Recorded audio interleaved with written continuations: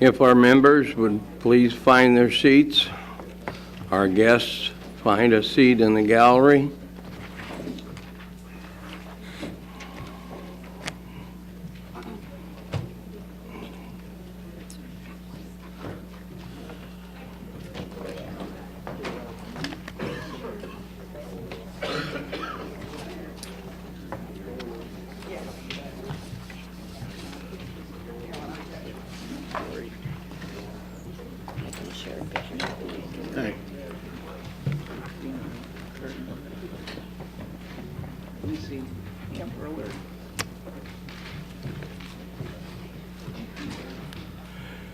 Good morning, everyone. Welcome to this recess meeting of the Will County Board for Thursday, October 18, 2018.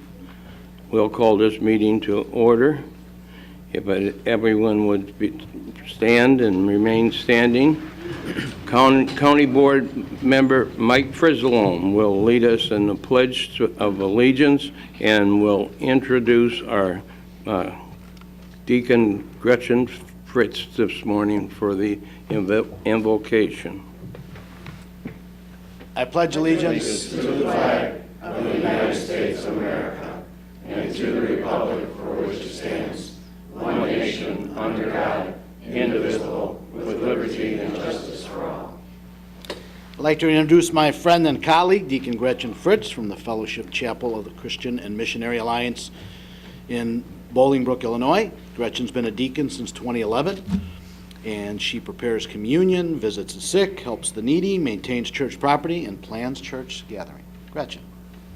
Thank you, Mike.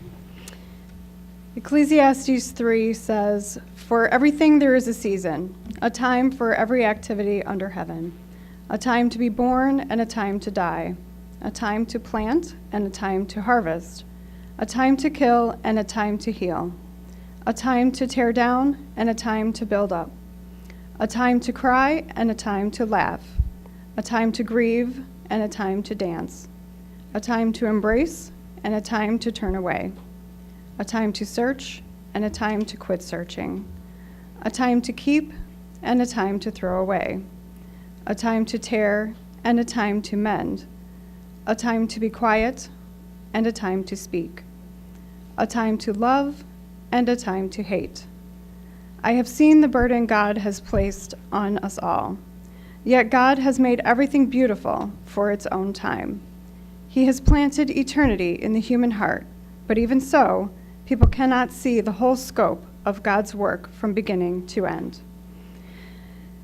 God, we ask for your comfort today for those who mourn. Send your Spirit to them and wipe every tear from their eyes. Help us to know when to be quiet and when to speak. And let us see glimpses of your plans for us to help us trust you day by day. In Jesus' name, amen. Amen. Amen.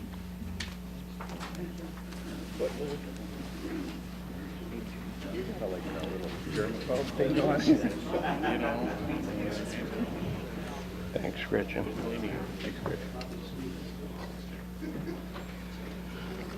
Jim's got a little germaphobe thing going. He's got Lysol, he's got Clorox. Wait, maybe that's mine. Jeremy Felix. Stay over there that way.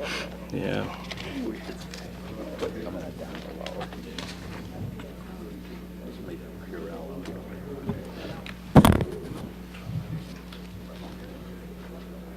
Ready now.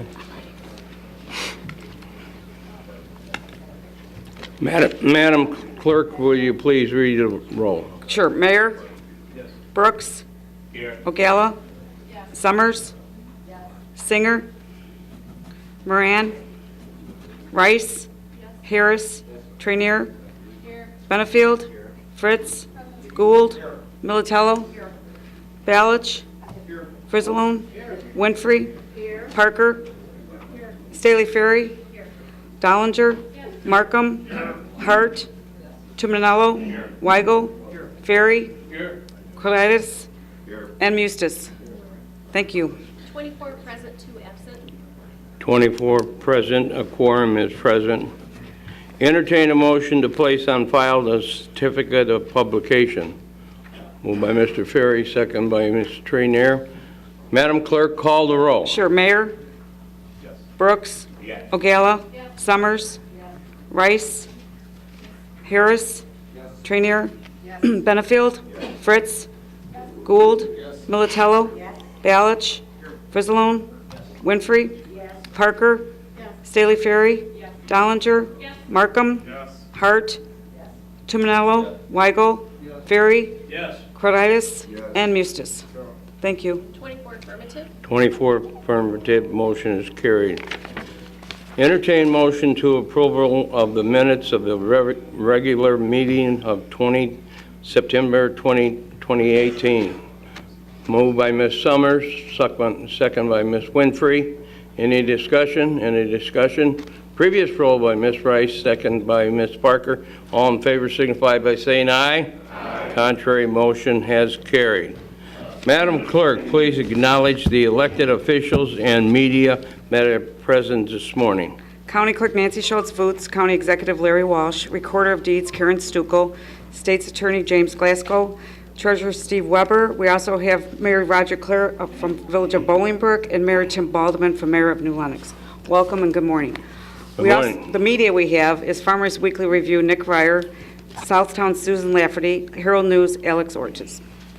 Thank you. Thank you. Thank you. First up, honorary resolutions. Would County Board Member Tom Weigel please come to the podium recognizing Pat Klein on her retirement after 40 years of service in the Land Use Department. Pat, would you come down, please?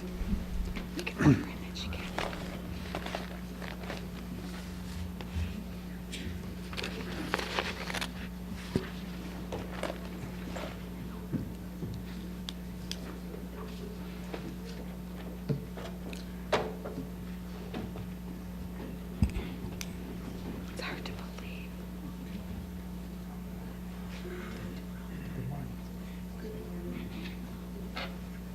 I'd like to welcome Pat here today. We have a certificate of appreciation presented to Pat Klein for her 40 years of service to the Land Use Department and the citizens of Will County.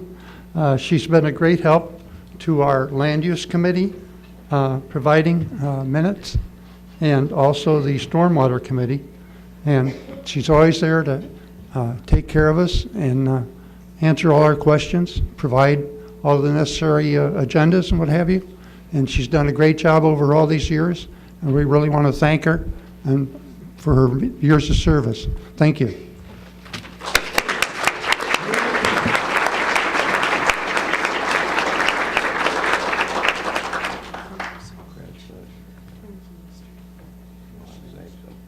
I just wanted to say Well, say it here. thank you for this great honor.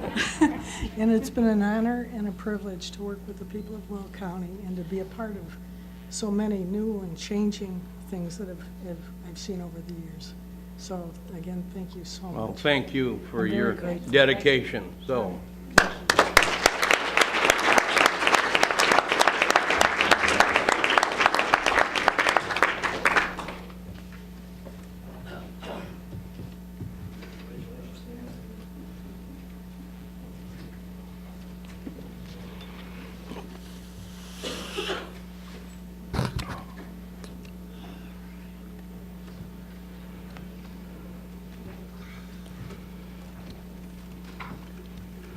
we now have a recognition for Energy Action Month, October, and be recorded by County Board Member Chuck Mayer from his desk.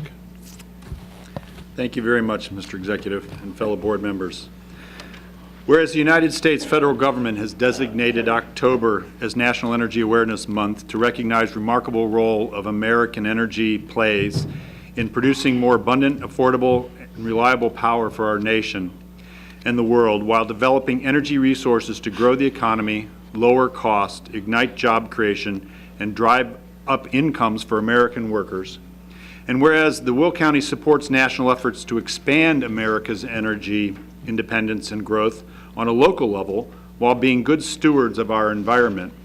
And whereas local energy economies fuel the nation's ability to be energy leaders, and whereas the energy independence increases local, state, national security, and the security of allies, and whereas Will County continues to diversify its energy production and create good-paying jobs that boost the local economy and save taxpayer dollars, and whereas Will County wishes to reaffirm and recommit its efforts to heightening awareness of energy consumption, production, and security to support local and national efforts. Now therefore be it resolved that the Will County Board and the Will County Executive hereby proclaim October 2018 as National Energy Awareness Month to raise awareness and understanding of the role of American energy plays in providing abundant, affordable, and reliable power.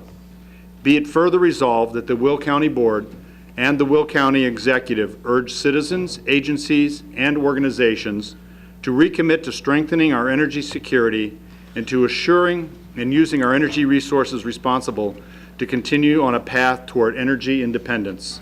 Dated this 18th day of October 2018, Lawrence M. Walsh, County Executive, Nancy Schultz-Voots, Will County Clerk, and I so move. Moved by Mr. Mayor, second by Ms. Hart.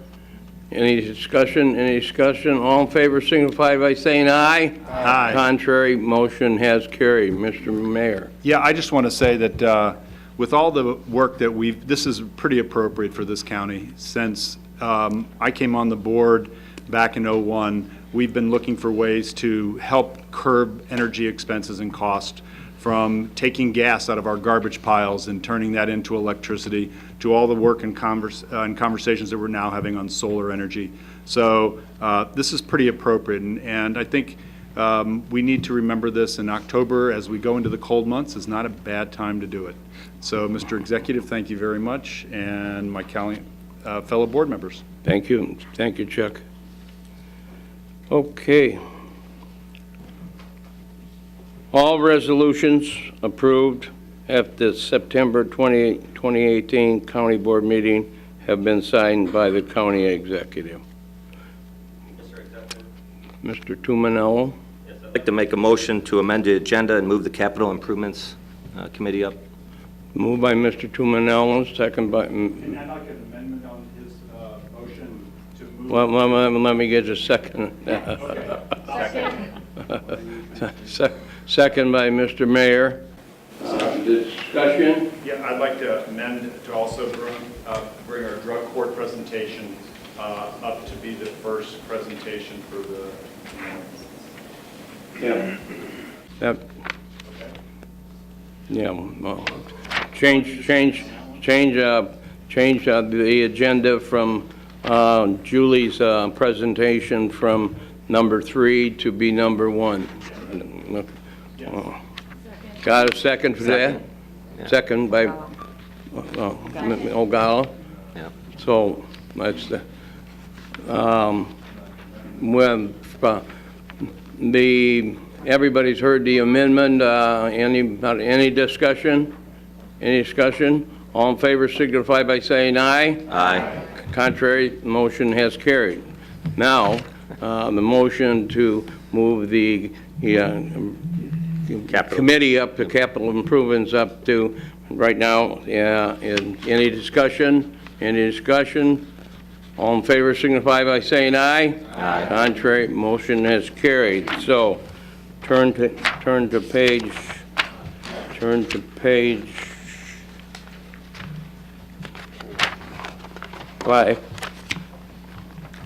5, and Capital Improvements Committee. Mr. Tumanello, Chairman. Thank you, Mr. Executive. Good morning, everybody. First thing on the agenda is the Will County Capital Improvements Project Summary update. In your packet, you have a summary update for where we are with the projects. It's a very interesting read. I know the Capital Improvements Committee has been working diligently on all these projects that are underway or beginning. Next on the agenda is the Execution and Management Labor Agreement for the Will County Health Department project, and I so move. Moved by Mr. Tumanello, second by Mr. Mayor. Any discussion? Any discussion? All in favor, previous roll call by Ms. Winfrey, second by Ms. Rice. All in favor signify by saying aye. Contrary, motion is carried. Not yet. On 18283 for execution of management labor agreement, I'll need to make a motion to table this. I know one of the main general contractor is not here for that signing, so we'd like to do it next month if possible. Motion to table 283. 283. Second.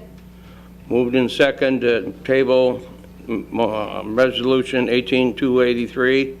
Any discussion? Any previous roll by Mr. Mayor, second by Ms. Rice. All in favor signify by saying aye. Aye. Contrary, motion has carried. 18284, authorizing the Will County Executive to amend the professional services agreement with Leopardo Companies Incorporated to provide construction management services during the construction and post-construction phases for the new Will County Health Department building project, and I so move.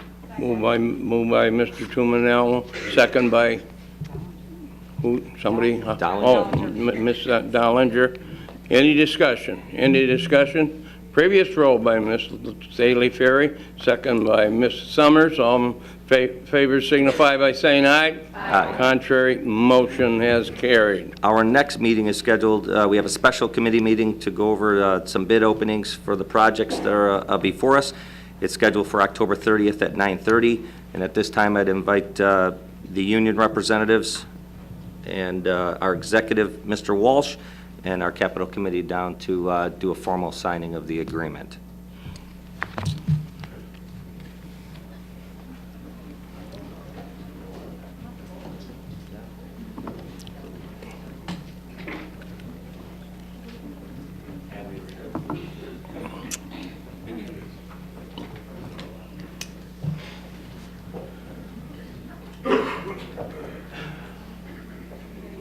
Hi, guys.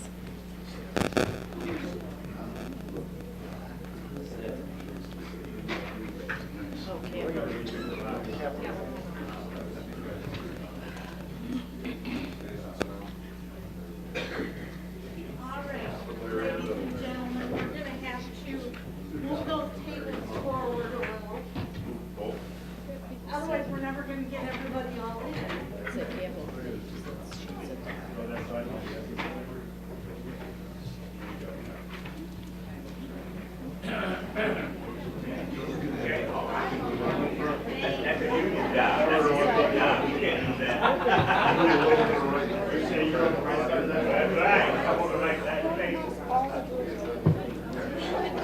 All the stuff in the drawer. You've identified the cat. I imagine you can move it. Well, couldn't imagine why they were all messed up. I mean, where is drawers on that? Right. He's been home almost 9 weeks. Why is the stuff in there? Who's with it? I found that little stain very good. When she started, she's 4 years old. Then my laundry shoes, one and the door's open.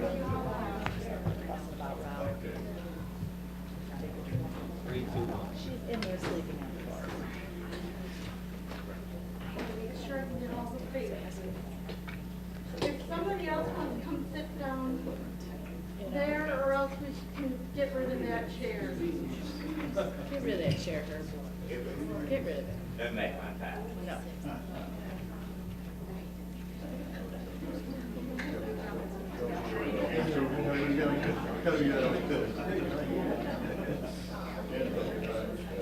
Already they got all things looking this way and smiling and happy.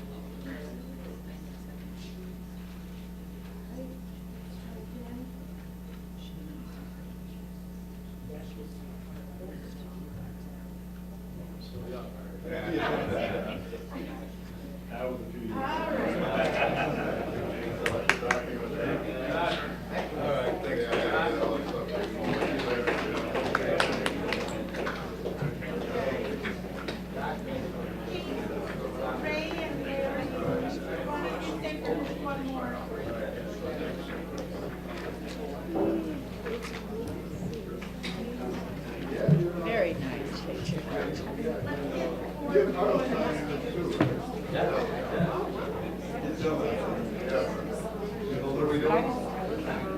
one more release for the signers.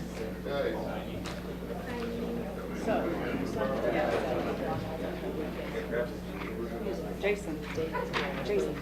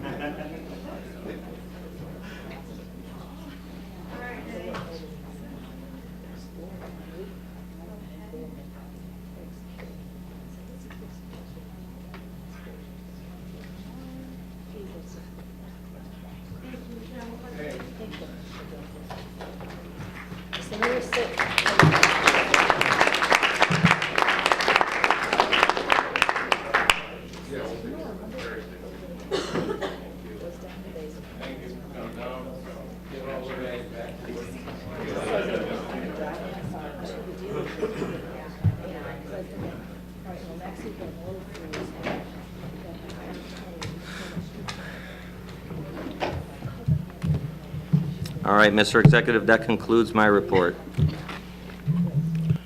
Very fine report, Ray. Well done. Well done. Okay, now we go to proclamations, a new business. And first up is a presentation on the 20th anniversary of Drug Court, and it's given by Julie McCabe-Stur. Julie, you're on.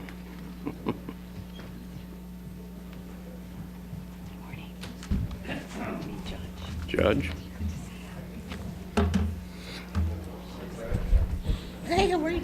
County Executive Walsh, Speaker Mustis, Minority Leader Brooks, members of the board, and State's Attorney Glasgow, who allows me to be the coordinator for these incredible courts.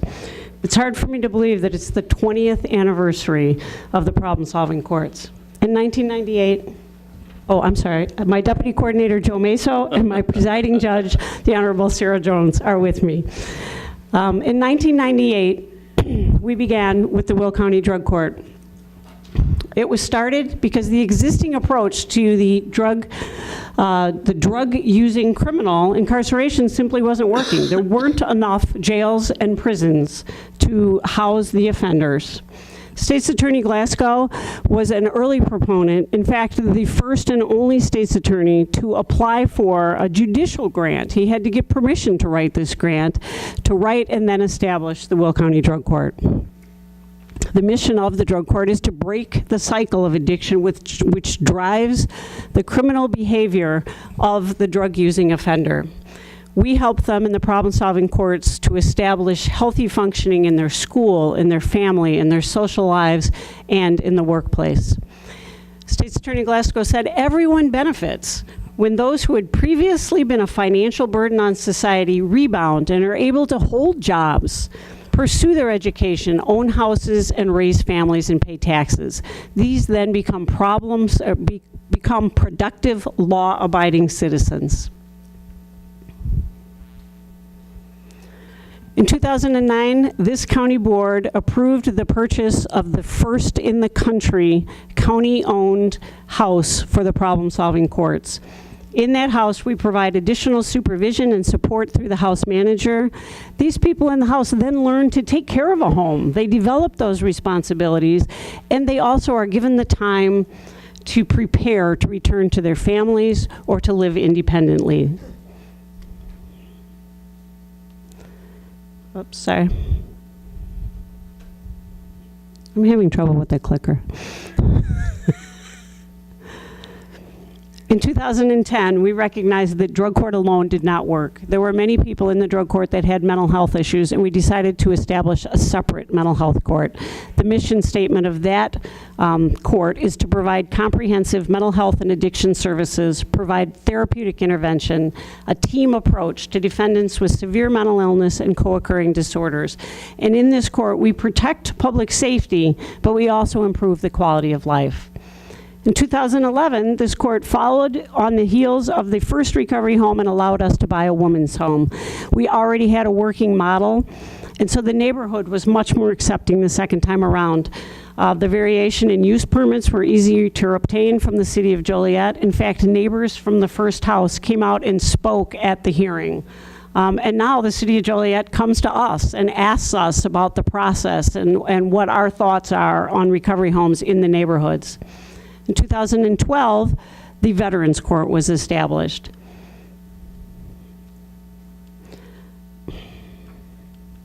Evidently, I'm not good with the clicker.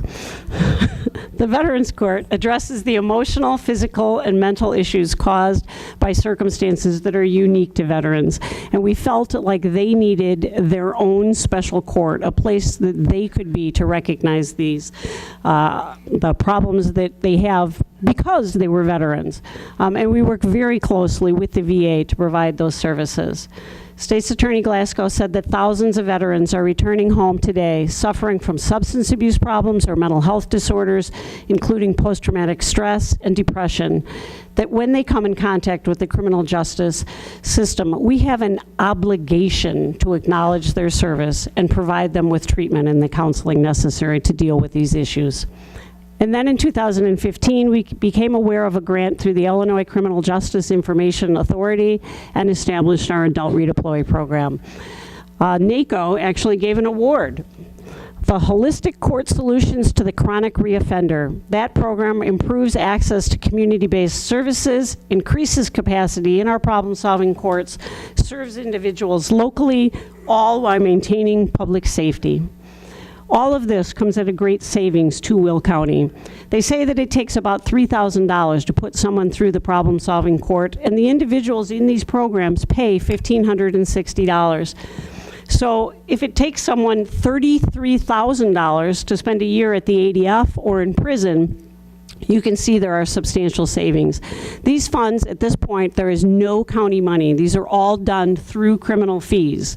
But it would save, with even 100 participants, $3 million a year in criminal justice housing. In 2018, we hope we hope to buy an apartment building. That would expand our capacity further, provide greater long-term supervision. With the apartment manager, we have greater access to employment and transportation, and it would increase these individuals' exposure to long-term sober activities, and thus ensure that they have long-term sobriety, which also is a great savings to Will County. We offer additional heroin services. All inmates, whoa, it's a life of its own. All inmates at the ADF are given information about the problem-solving court. We offer heroin classes at the problem-solving court building. We offer them at the ADF. We provide a 24-hour call-in system, evening drug testing, information on the Overdose Immunity from Prosecution Act, and Narcan training. The heroin overdose death statistics are overwhelming. In 1999, we had 4 deaths. That's just about 20 years ago when we started the problem-solving courts. And in 2018, at least when I did this PowerPoint, there had already been 60 deaths. The Will County problem-solving courts are recognized at a state level. In the toolkit from the Illinois Criminal Justice Information Authority for our family program, our employment program, and our community outreach program with our graduation, and at a national level with the NACO award.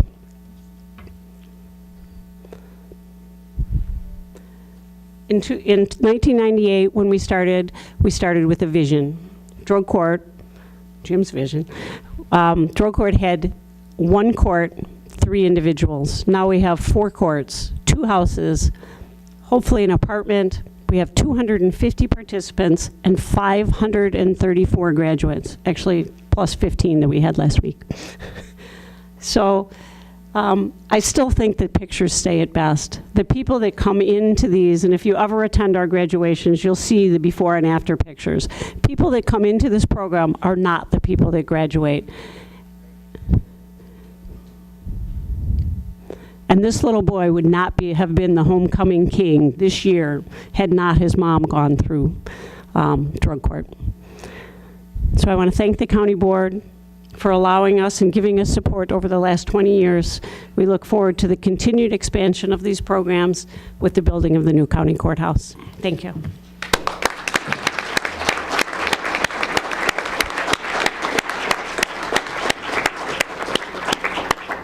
Judge, great job. And for all of you that work, thank you as a two-time survivor.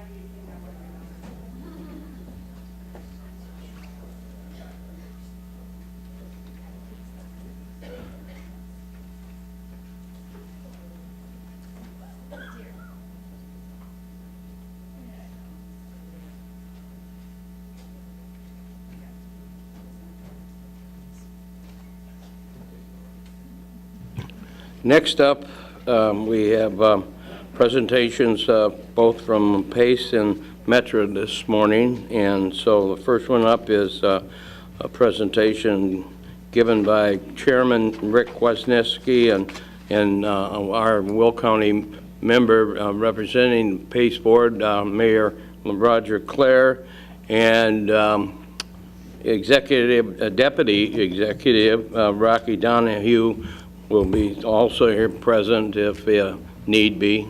So, Mr. Kwasniewski and Mr. Clare. Thank you, County Executive Walsh, Speaker Mustis, and County Board.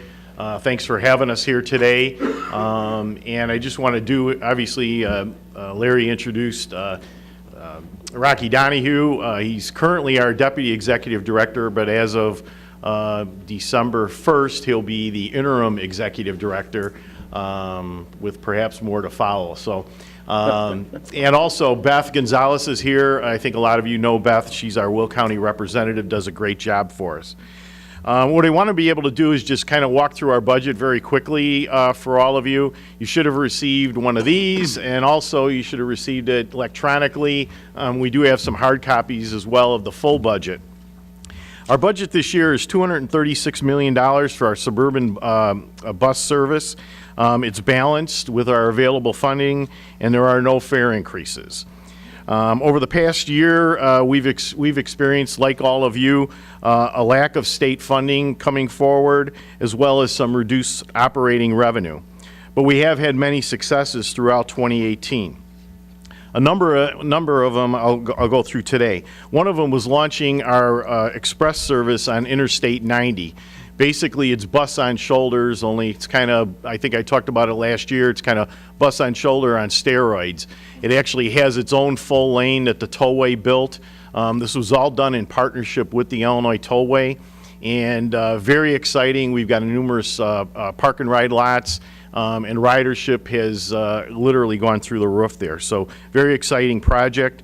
With that, as I said, we opened a number of park and ride lots, and also our first inline transit center, where basically the bus basically pulls into a lane off the tollway, stops at the transit center where there's a pedestrian bridge that goes over and serves two park and ride lots, and the bus never leaves the tollway, and then merges back onto a safe lane back into the tollway. Very exciting about this is because as the tollway expands Interstate 294, which is their next big project, their plans are to include a number of these there as well. So very exciting partnership. We're looking forward to continuing that.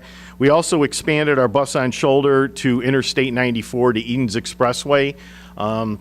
That's a little bit more difficult because we're actually running on the right-hand lane instead of the inside bus shoulder, so we're actually running on the external shoulder, but ridership has begun to pick up there as well. We also were able to complete our conversion of our compressed natural gas facility and garage in Markham, and all those buses that run out of that garage run on CNG.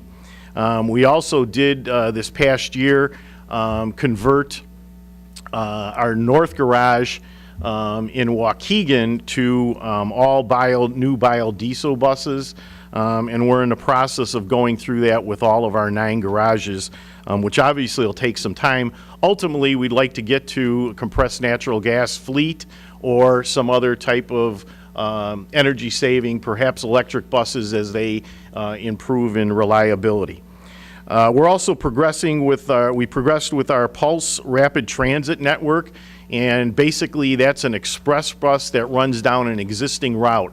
Currently, we've got one scheduled. It'll launch later this year on Milwaukee Avenue up in the north suburbs, and then we've also got one that's being planned for Harlem Avenue throughout Cook County and Will County areas.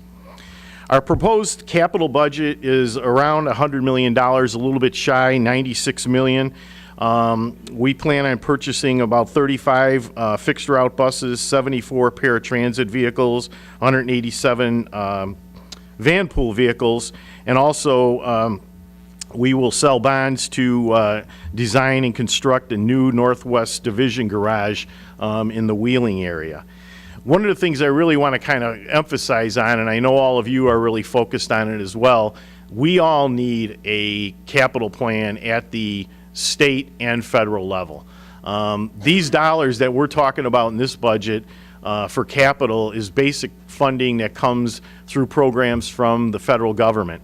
But I can tell you it's really holding us back, and I think you'll probably hear that from Metra as well, in improvements that we need to make to our system for the next 20, 30 years. And so I think it's critical that we all work together, and I know we have been. The RTA, I think, is making a big push, and we're working with the road builders and other unions and so forth to really try to push to get this done at both the state and federal level, and it's really critical. Our ADA budget is balanced and with available funding with no fare increase at $187 million. We do have a number of routes that will be service reductions on. We plan on reinvesting that $1.2 million in service reductions on our poor performing routes into $1.7 million of enhancements throughout the region. And so we're really reinvesting about $500,000 into new service. The new service is really alleviating overcrowding on I-55 bus on shoulder primarily. Right now we have buses that are standing room only and people waiting for the next bus. It's a good thing to have, but the problem is we go back to that capital funding aspect. And we'll also be launching, as I said earlier, about the PACE Milwaukee Rapid Transit, which is very exciting for the first rapid transit in the suburban areas. The routes that are affected by the proposed service reductions and cuts include about 14 throughout the region that don't meet the minimal standards for our routes. There's a number of them in Will County. One of them is Route 504, which is South Joliet for Saturday service. Hold on a second. Route 362 in South Park Forest, and also Route 824 in the East Bolingbrook and Lyle area. Specifically, some of the areas where we've increased service over the past year, one was a great partnership with Lewis University. Recently, as you know, we talk about the bus on shoulder all the time. This is kind of a reverse commute of the bus on shoulder. We've been trying to talk about doing that with some kind of partnership arrangement. Lewis came forward and said they're interested in trying to work with us. They are fully funding this modification of this route. Right now, there's about 30 people that actually ride this on a daily basis. It actually spikes on Friday because they're students, and also primarily your students, I think, are going into the city for the weekend and then coming back on Mondays. But their staff also is riding this, some of their professors and so forth that live in the city.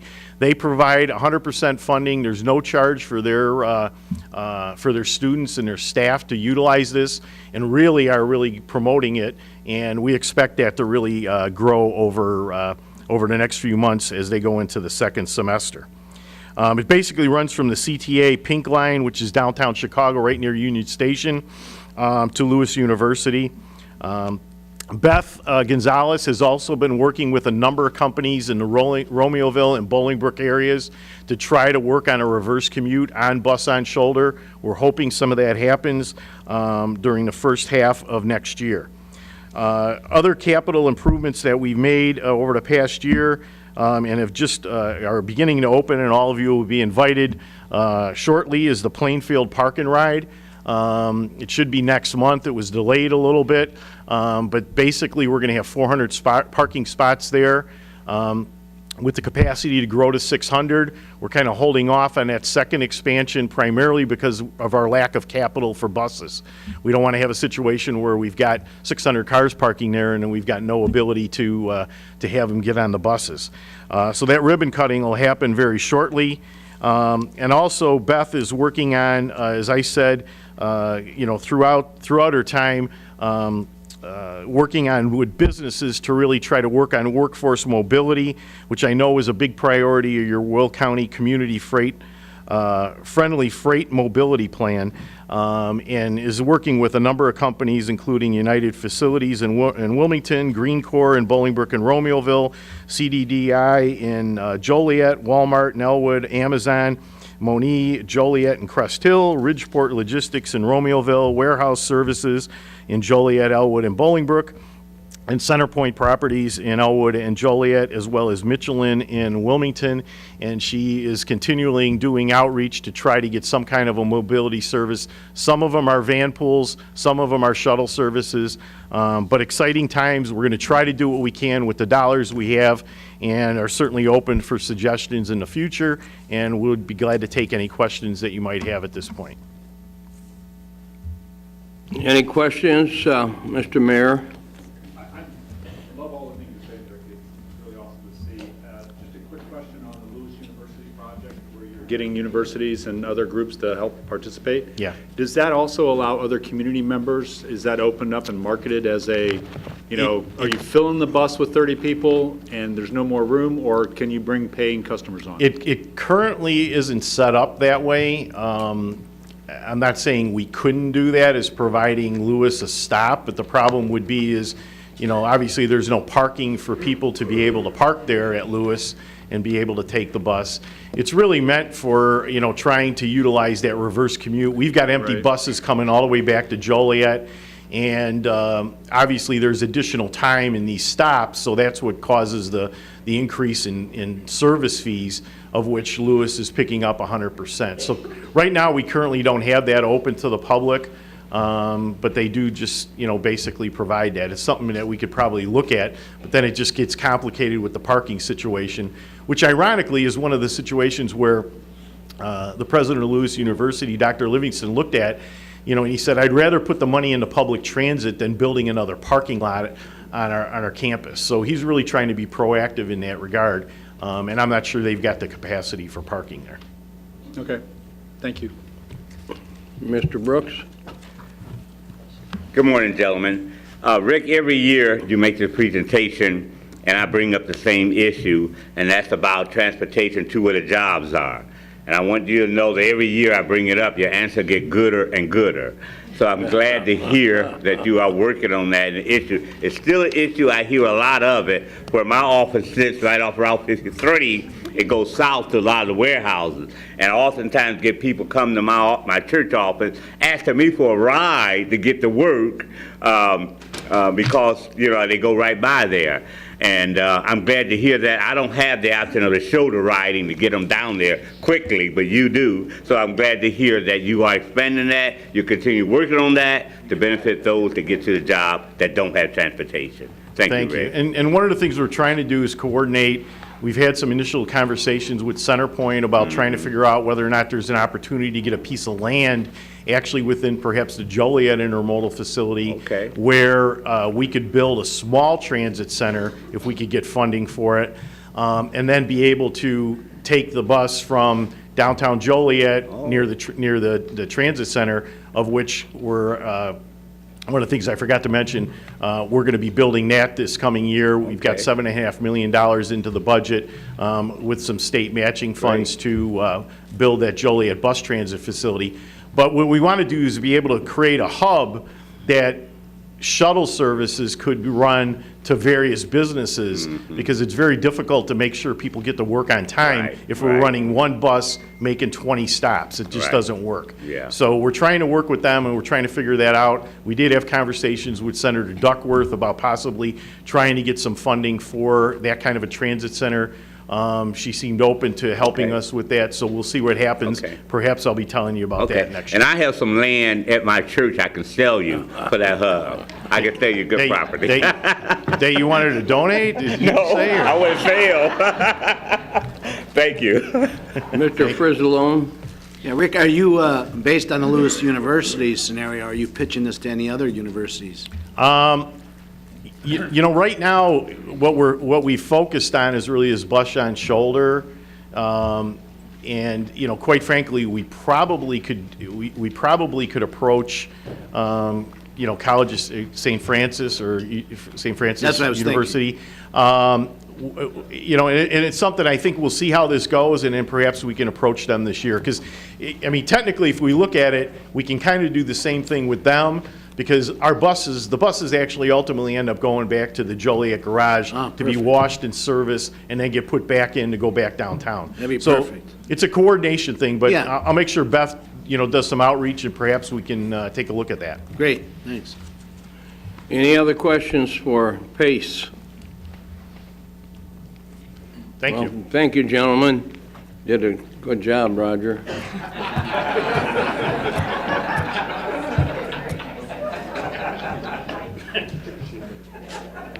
Man, a few words. Yeah, right. Next up, we have Metra, and presentation will be given by our Will County Director for the Metra Board, Mayor Balderman. Morning, Tim. Good morning. I would start out by saying thank you, Mr. Executive, for the appointment to this board, and to the county board for the confirmation. But after having been down at Metra for the last few months, I don't know if thank you is what I want to say to you. It's been very, very interesting. Under this new proposed budget for Metra for 2019, even though in the past there was discussion that there would be a number of years, consecutive years of fare increases, we decided unanimously as a board that we would not have a fare increase for the 2019 budget. And it's not because we don't need the funding. We'll talk about that in just a moment here. It's because what the fare increase would bring would be very, very minimal, and it would continue to put a burden on the ridership.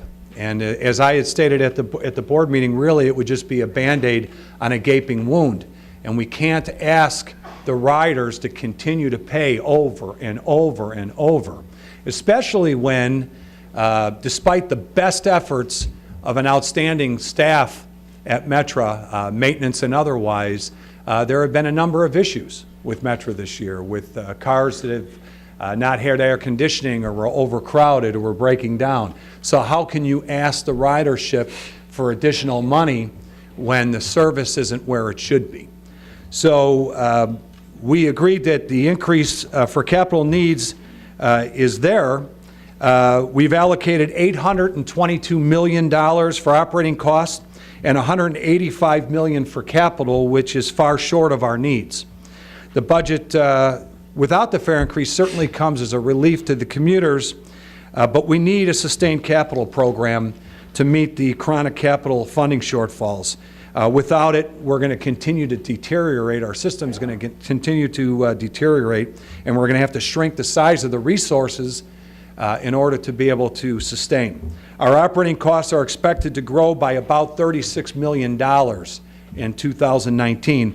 Of course, the primary drivers for that are somewhat similar to any organization. It's labor, it's benefits, and then of course there's fuel and rents, materials, and other costs that are associated with maintaining this type of service. About $11 million of the rising costs will be covered through an increase in RTA funding, primarily through the regional transportation sales tax. An additional $12 million will be covered through some efficiencies. Efficiencies in labor, efficiencies in IT costs. The remainder will be covered by reducing the amount of fare revenue spent on capital needs by about $13 million, putting it then toward the operating budget. So the result of the 2019 operating budget is $822 million, which is about a 3.1% increase from last year. The capital needs are significant. About 40% of Metra's assets are classified at marginal or worn, in marginal or worn condition.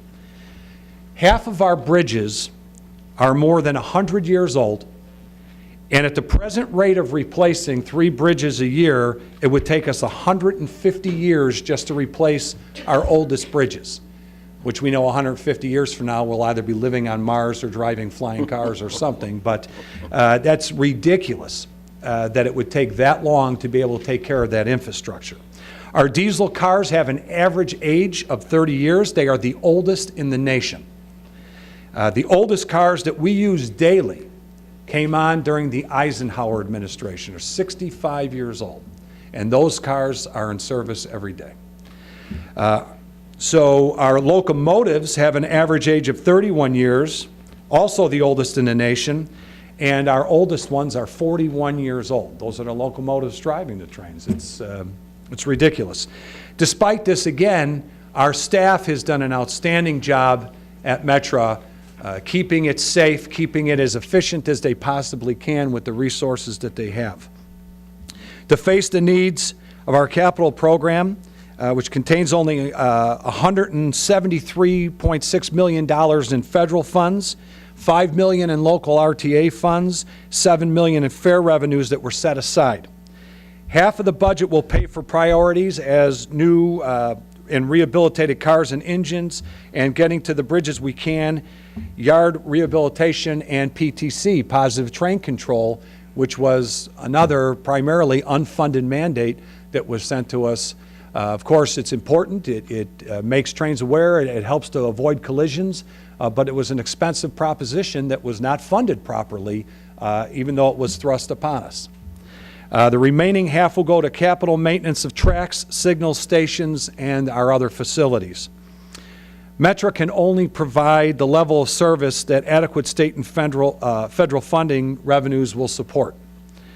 Without adequate public subsidies, we can't continue to operate in the present form that we are. The most likely source of help is the state of Illinois. I'll say that again, the most likely form of help is the state of Illinois. I don't know how likely that is, but they created the RTA in 1973, and then Metra a decade later, after recognizing that the private railroads then operating commuter rail service in Chicago could not continue to do so without public subsidies. There are public hearings to seek testimony from our customers and the public on the fiscal year 2019 proposed budget, and they're scheduled for November 1st and November 5th throughout the service area. Comments can also be emailed to 2019 budgetcomments@metrarr.com. Now, we do have some Will County specific projects that are taking place. Romeoville Metra Station parking lot is adding an additional 160 spaces. The Hickory Creek platform rehabilitation, University Park Station. Metra forces are currently working on taking care of that station, fixing it up. New Lenox has a new train station that will be coming online, starting construction next year. That certainly will be beneficial. As this board is aware, the old depot was moved from there. The new station will be built further down the line to the east, closer to the larger parking lot, and also perhaps providing a little relief on Cedar Road when the gates are down. Bridge replacement, 96th Avenue, Old Route 45 bridge at Hickory Creek Station is currently under design. Anticipated December project bid in 2019 construction. Grade crossing renewals that were done in 2018, North Street in Manhattan, Joliet Highway in New Lenox, and of course PTC, positive train controls we talked about. It's Metra's in revenue service demonstration on the Rock Island line, and will be on the Southwest service line by the end of this year. And then the Metra electric line will follow next year. The entire system will be fully operational by the end of 2020. Clearly, throughout the region, but certainly in Will County, Metra service is critical for our people. It's critical not only for our people, but it's critical for the economy in the state of Illinois, getting people to work. We need a capital bill in this state, and although there are a tremendous amount of roads and infrastructure that need to be taken care of, we certainly recognize that there has to be a significant portion of that capital bill that goes toward public transportation. Public transportation, again, is very, very critical to our area. So we would encourage and ask all of you as a board and as individuals to reach out for state legislators and let them know that we desperately need this assistance. We at Metra are going to have to look very, very seriously at what we can do if those funds don't come. Again, tacking on fare increases to our riders by itself is not only unfair, it does very, very, very little to tackle the problem. Now, if we were receiving proper funding from the federal government and from the state government, then okay. Then you ask the riders to pitch in a little bit more and everybody's contributing and we can provide the great service. But just to go back onto the commuters time and time again, knowing that it's not really solving the problem, that's no way to do business. That's kicking the can down the road, something that we're all far too familiar with in this state. We need to truly tackle the problem. So I will say thank you for the appointment and thank you for the confirmation board. I don't know if all the folks there are thanking you that I'm down there, but I'll tell you that I take it very seriously. If we're going to be doing this as the Will County representative, I want some real solutions to this problem, and they're not going to be pretty, so hopefully we can avoid that. So that's my presentation, maybe not as eloquent as Rick's or as lengthy as Rick's, but that's what I have, so if there's any questions. Any questions for Tim? Any questions? All right, thank you. Thank you very much for pleasure. a very, very good report, Tim. All right, thank you. Thank you.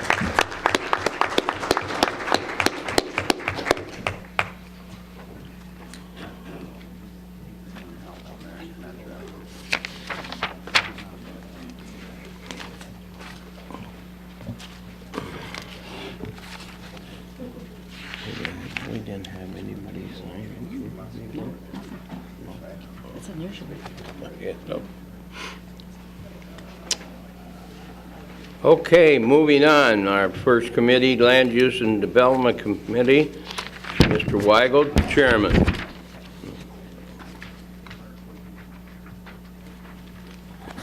Turn my mic. Good morning, everyone. Morning. Motion to open the public hearing for land use cases. Moved by Mr. Weigel, second by Mr. Ballage.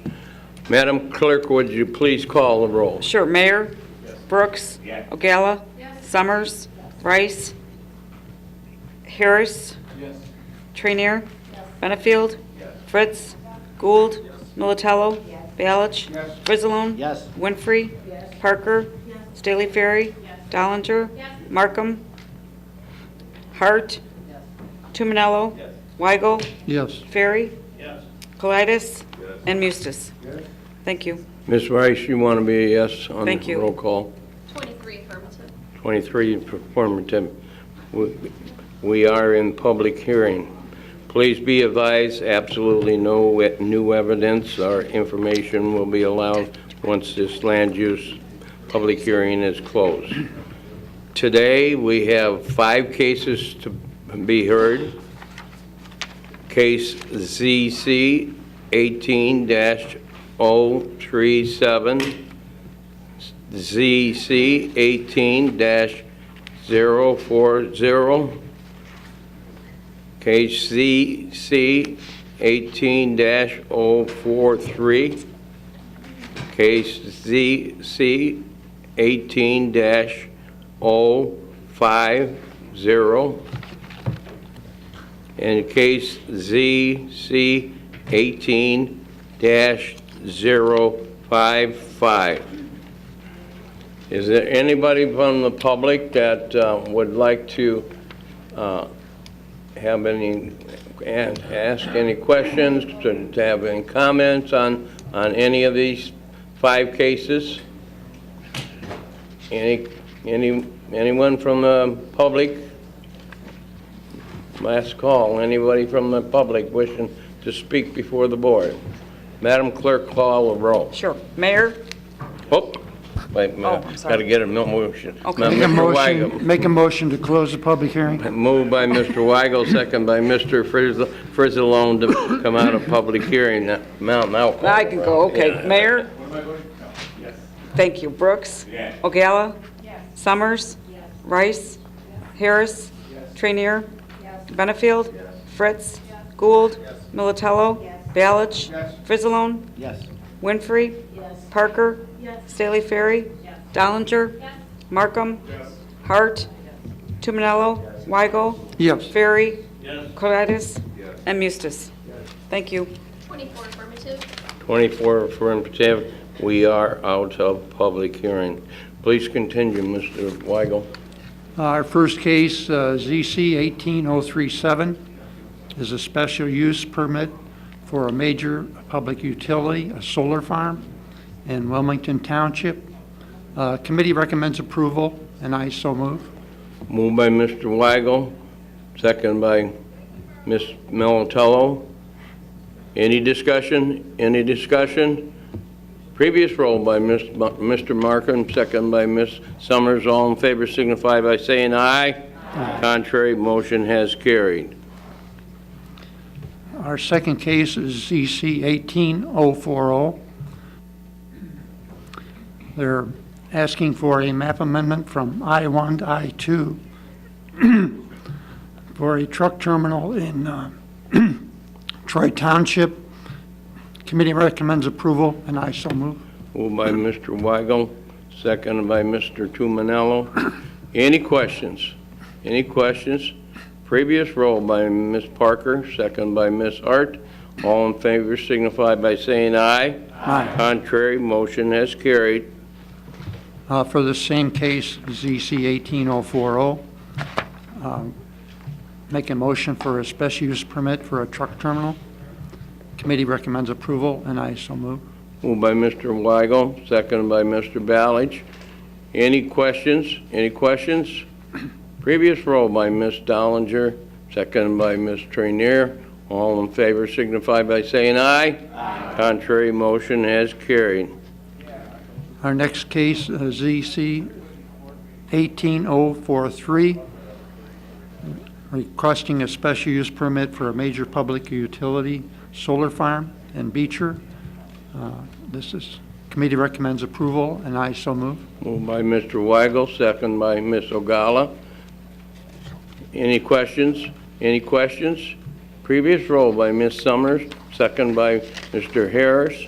All in favor signify by saying aye. Aye. Contrary, motion has carried. Next case, ZC 18050, is a map amendment from A1 to E2 in Manhattan Township. Committee recommends approval, and I so move. Moved by Mr. Weigel, second by Ms. Parker. Any questions? Any questions?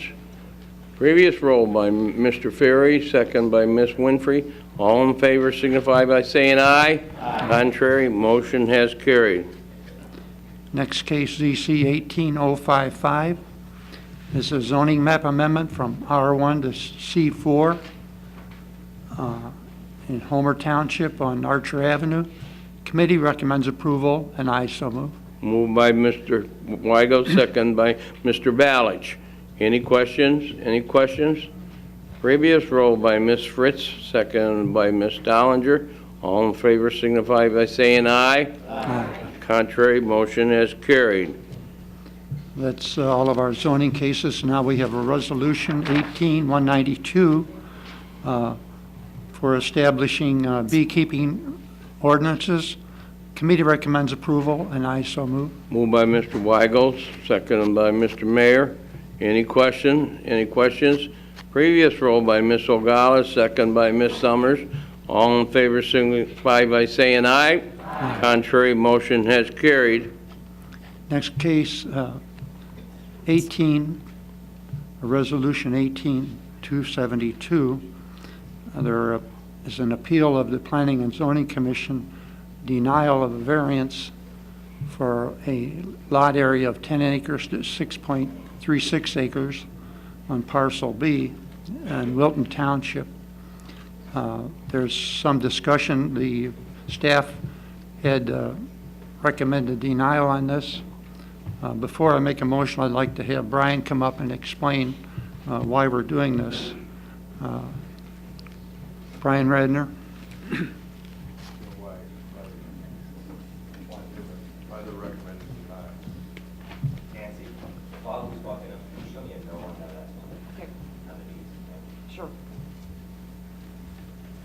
Good morning, board members. Brian Radner, Director of Development Services for the Land Use Department. Staff is recommending denial on the original variance request because the applicant wasn't able to identify a hardship. There's a set of criteria in the zoning ordinance that the staff follows when making recommendations, and one of them is that the hardship wasn't created by the applicant. And in this case, you have one property that's 16 acres, and the applicant wants to divide it into two lots, one that would be compliant and another one that would be 6 acres and change, which is not compliant with the zoning code. So they're creating the hardship that would require the variance by creating a smaller lot than what's allowed. That's as simple as it can be. Any questions, Ms. Rice? Could you also speak to what I read in one of the reports about the owner having believed it was already divided into two lots when he purchased it, and then coming to find out that it's in fact not? Because I thought that was very interesting and not something you typically hear about.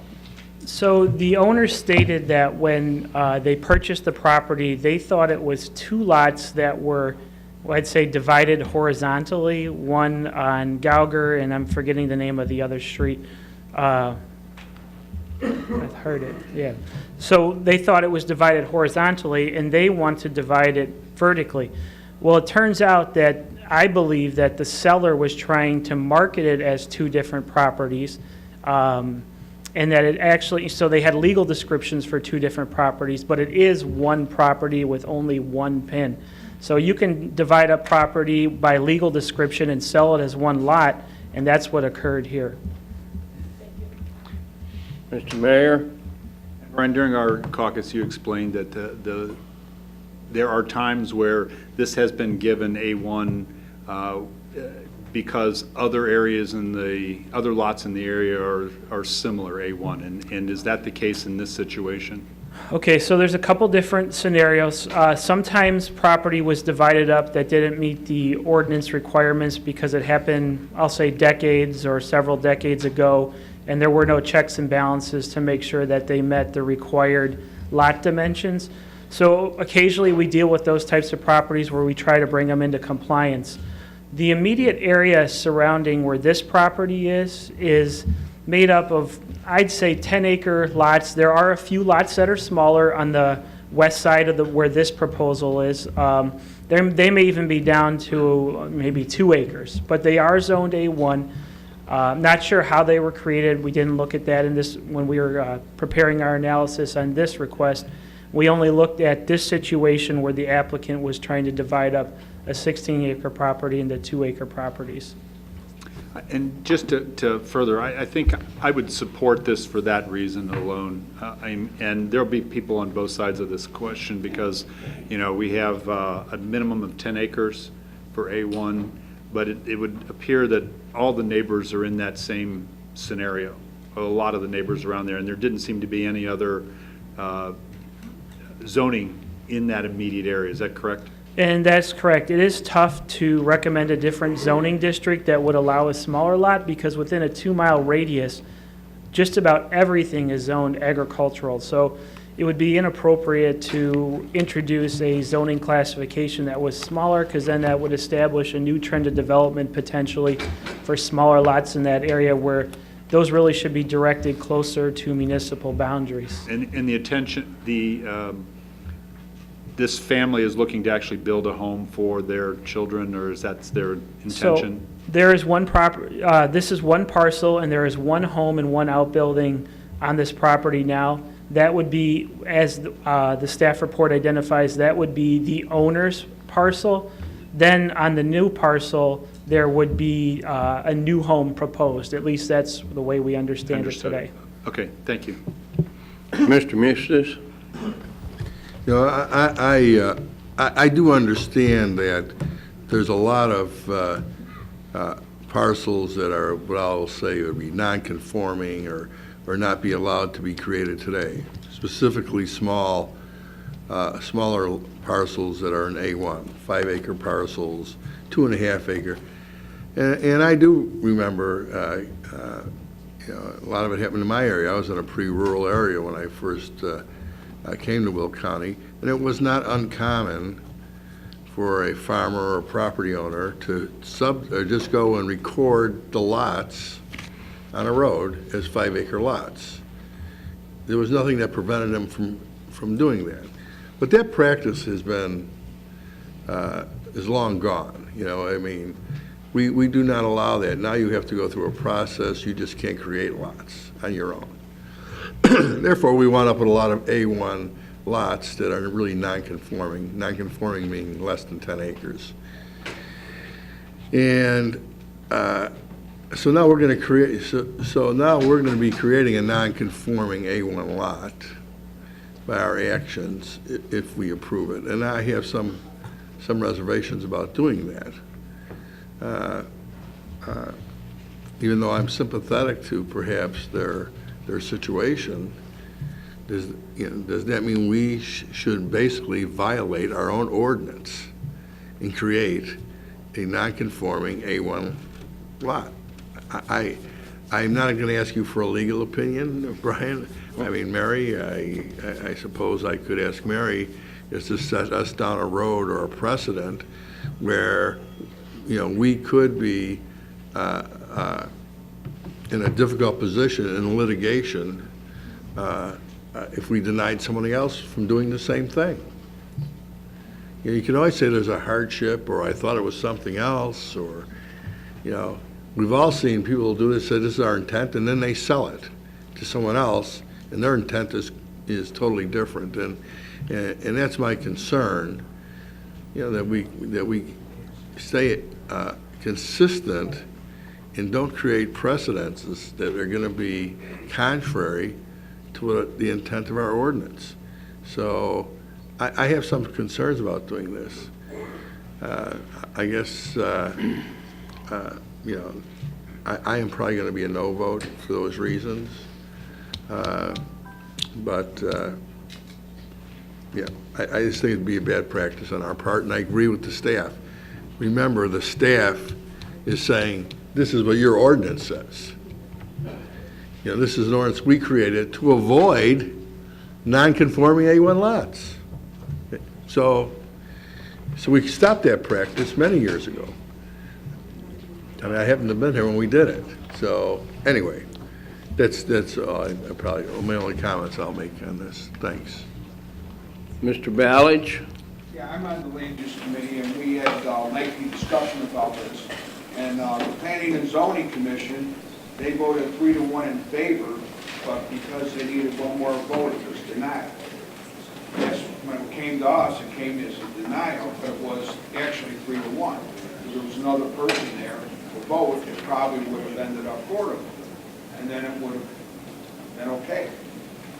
They also, the gentleman that owns the property said that he has a deed that shows 2 parcels, but it's recorded, obviously, as one. So there's a lot of confusion on this. And in that area, there's already 5-acre parcels that are there. So I don't see where this is a problem at all. The committee didn't see it as a problem. You know, so just so the rest of the board knows, we talked about it for a long while, and we voted to allow it.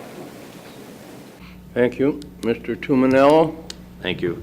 So just so I understand, if they split this lot, you're going to have two smaller non-conforming, both A1 parts? No, one of the properties will be conforming. It'll be 10.08 acres, I Right. believe.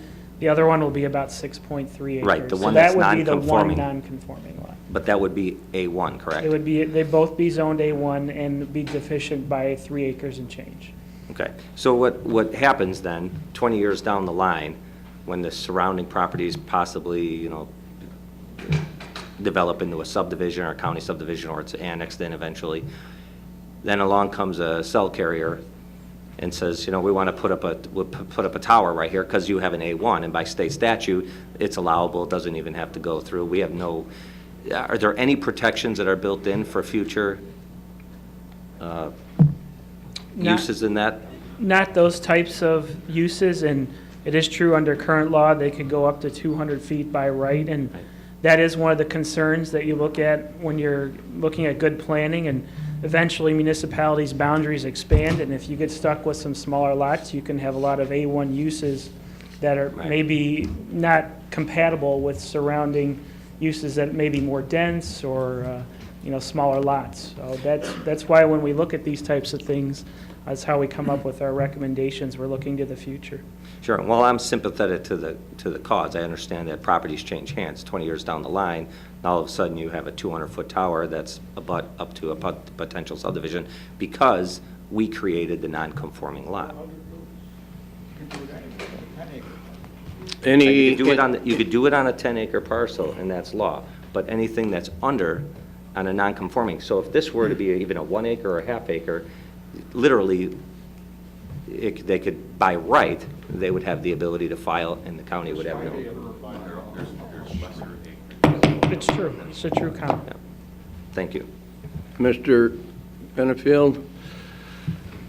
Brian, so we've got here. So if we do approve this, we've got 10 acres that are in compliance with the A1 code. That's correct. We've got the remaining 6 acres, which has the home on it, which we would consider non-compliant at that time. No. There is one home on this property. Which there is It would be on the smaller lot. which is the 6 acres that Yep. we're talking about. Yep. So it's the 10 acres that he's wanting to split, which is up for discussion here this morning. It's 16 16 acres. acres split into 10 and 6. Correct. 10 would be the new parcel. 6 would be a new parcel because you got to now give it a new legal description. But that would be along However, with the that home. has the current owner's residence That's on that correct. 6 acres. If we approve this, that 6 acres is still going to exceed the multiple 5 acres A1s that are obviously already designated around that particular property. That's true. So you've got, by what I see on the map here, probably 10 5-acre parcels already existing around this 16-acre parcel. So going back to that thought process is that he'll be exceeding the 5 acres that are currently around him. And talking about cell towers, are any of those other 5-acre parcels, aren't those all open to cell towers as well? Well, under the current standards, that certainly is possible that could happen. Ms. Ogala, did you have, Ms. Ogala?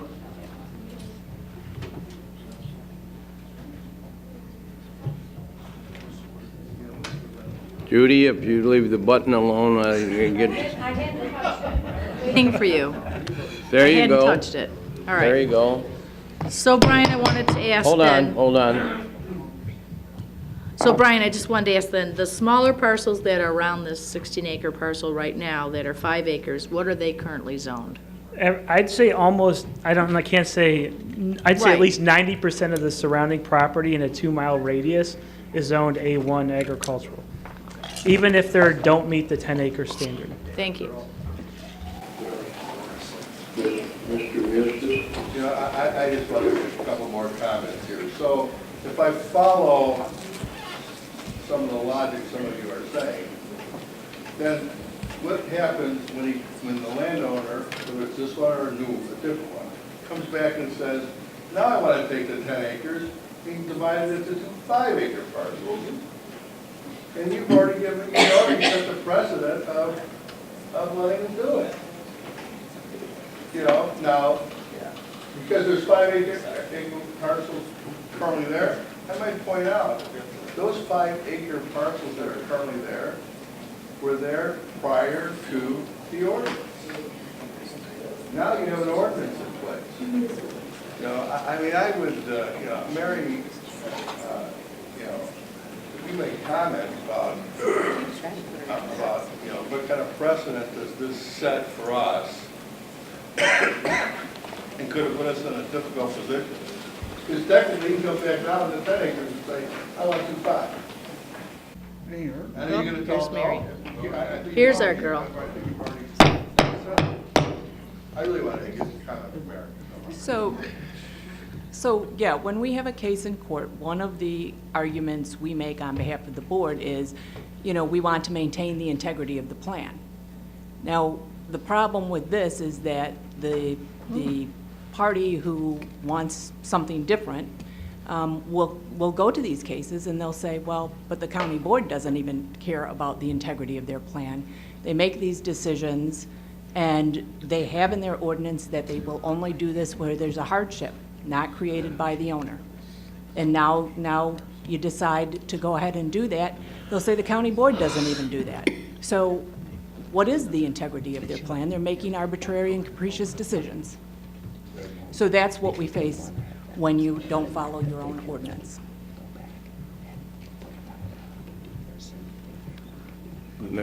Answer your question. Mr. Mayor? I thought I heard you say that after we proposed this, that there has been cases where you looked at the geographic area like we were talking about and we have granted this. So the precedent has already been set. And I think one of the things that we could take a look at is a better definition of that ordinance in the division. I mean, this gentleman only had one parcel number, but there were 2 lots available, or was that not the, I think that's what you said. Yeah, that's the way I understand it. There were 2 tracts of property identified, though it was only 1 lot. Right, okay, so under one thing. So 2 tracts of property, I mean, and buyer beware, understood, buyer beware on what's going on.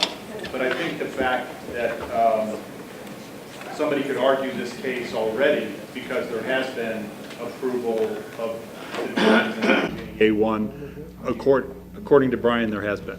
So many times that happens and the board doesn't necessarily see it because the decision is made at the plan commission, so you're not even aware that it does happen. So it does happen on occasion. Yeah, that's what I thought. If there was a unique circumstance where the hardship was created by a prior owner, then staff would be more likely to be more supportive of the request. So sometimes that's the scenario it happens. Sometimes it's somebody that just wants to violate the code, and then that's what triggers the recommendation of denial. So maybe we need to just shore and tighten that up within this case. Let it go. Ms. Trainier? I just wanted to ask, what was the logic behind the ordinance being a 10-acre parcel? Since we've agreed that that's what we want to do, I'd have to side with Mr. Mostis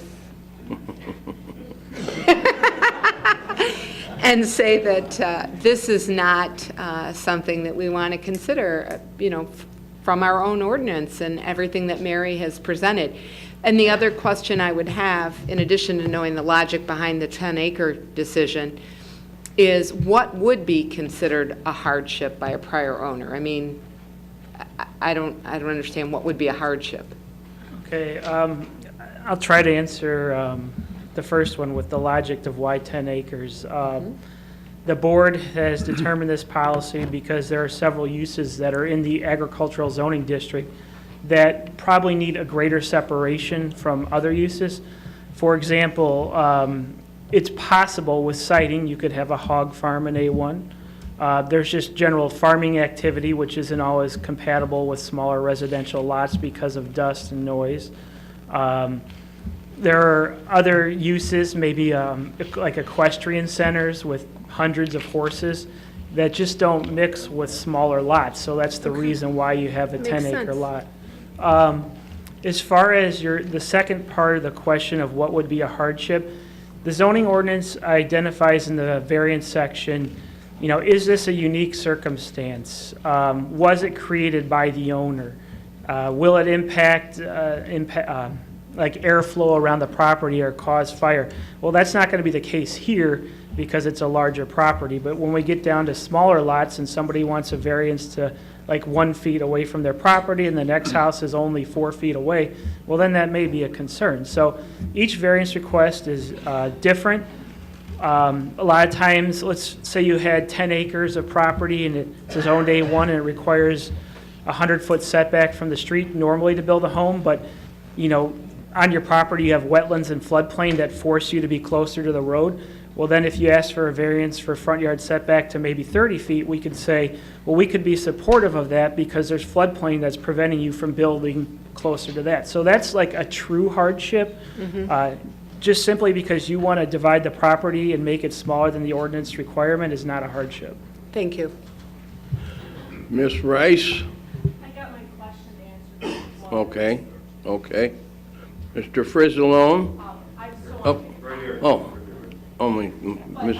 think when you were referring to a unique circumstance, when I was reviewing this, I do think it's a little unique that an owner buys a property thinking that it's two, and that there's a little bit of a hardship created, not maybe how you're defining it, but that someone make their financial plans thinking that you can build a house. And it sounds very unfortunate that he was providing information, made a major purchase, to only to find out that's not the case. So I do think there's some unique circumstance here that's not just someone wanting to divide. Mr. Gladys? Brian, just a question for you. So this was originally 16 acres, or it was broken up in 10 and 6. The new development would be the 10 acres with us redefining that 6 acres and A1 where the house, the present house exists, correct? I don't know that I could confirm the first part of your statement, that it was a 10 and 6 acre lot. Janine, do you happen to know? Or, I that? mean, it was 16 acres. It was 16. 16 acres is true, Okay. and the desire to create a 10 and a 6 is true. Okay, with the existing home being... With an existing home on the 6 acre property. Which goes back now... Hold up, Tim, we got too many personal conversations going on, so let's all listen to the ones asking a question. Go ahead, Tim. So when they divided the 16 acre up, they could have broken it up to where the 10 acres where actually the house would exist, and then the 6 acre would be the request for the A1, which is similar in size to some of the 5 acre A1s in the area. Well, it's certainly possible. It's their desire to divide it how they want to divide it. So I think maybe the approach was that, hey, I'll have at least one property that's compliant and I'll seek the variance on the other. Yeah, back to Mr. Muse's statement, I think as they're breaking this up and you're sitting on 6 acre with a 10 acre available, again, what's to say that they could break the 2 tenths to a 5 that exists with the existing 5 acre A1s in the surrounding area? For that reason, I would need no. Thank you. Now, Mr. Frizzalone. Yeah, I'm not a real estate lawyer, but I know we have a few in the house. When you're doing a closing, doesn't the PIN number come up and you have to deal with that? Then there's only one PIN number in front of the attorney unless his attorney was not sharp. I mean, wouldn't that dictate that it's one property? Certainly, if he had an attorney, I don't know if he had an attorney. They would certainly, I would think, ethically be obligated to advise him as to the uses of the property. A good real estate attorney will go to land use and make sure that everything is in order before the closing. And then secondly, to Mary, based on Jim's idea, if we did approve this, and they came back to us and decided they wanted to divide it in 5s, what chances would we have of denying that if he took us to court? Yeah, I don't know that I want to go with percentages, but you certainly hurt your chances. You divided it once, indicating that you think that that size parcel is appropriate for that area. So, and I just also want to point out that this is an appeal, so it does require a 3/4 majority to pass the county board. Okay. Thank you, I'll be a no as well. Mr. Tuminello? So just so I understand this, because it's a little confusing, everything around the area is A1, correct? Correct? Everything within a 2-mile radius is zoned A1. A1, so this is pretty much an A1 district. This is pretty agricultural. So, our zoning ordinance states that you need to have 10 acres to be in a conforming A1. If they want to subdivide the property and they take those 6 acres out, what other options? Because if we do estate, as per our ordinance, then it looks like we're spot zoning, correct? And that would be the concern with recommending, trying to convince the applicant that they should apply for estate residential instead of the variance for lot area. Correct. So I guess at the end of the day, it looks like we potentially have an ordinance issue because we kind of painted ourselves in a box. If they want to subdivide, they really can't subdivide into anything that they're able to use. Anybody else with a 10-acre couldn't either. Anybody else with a 10-acre couldn't either. Right. You're exactly right. So you can't just subdivide it.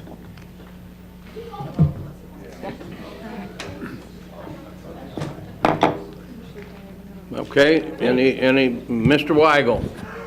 The petitioner is here. I think he'd like to say something also. If we could bring him up to the podium.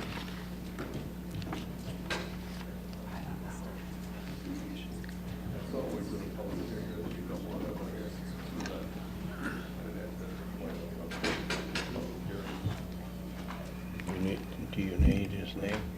Hi, Leo Dallaire, 15839 West Doyle Road, where the property's at. A lot of things you guys are discussing are true. However, there are a couple things that maybe have been missed in the communication or whatever. One thing was brought up about a PIN number. When I brought this property, the whole area, there was like 80 acres there, or 90 acres, whatever it was all being divided up. Excuse me.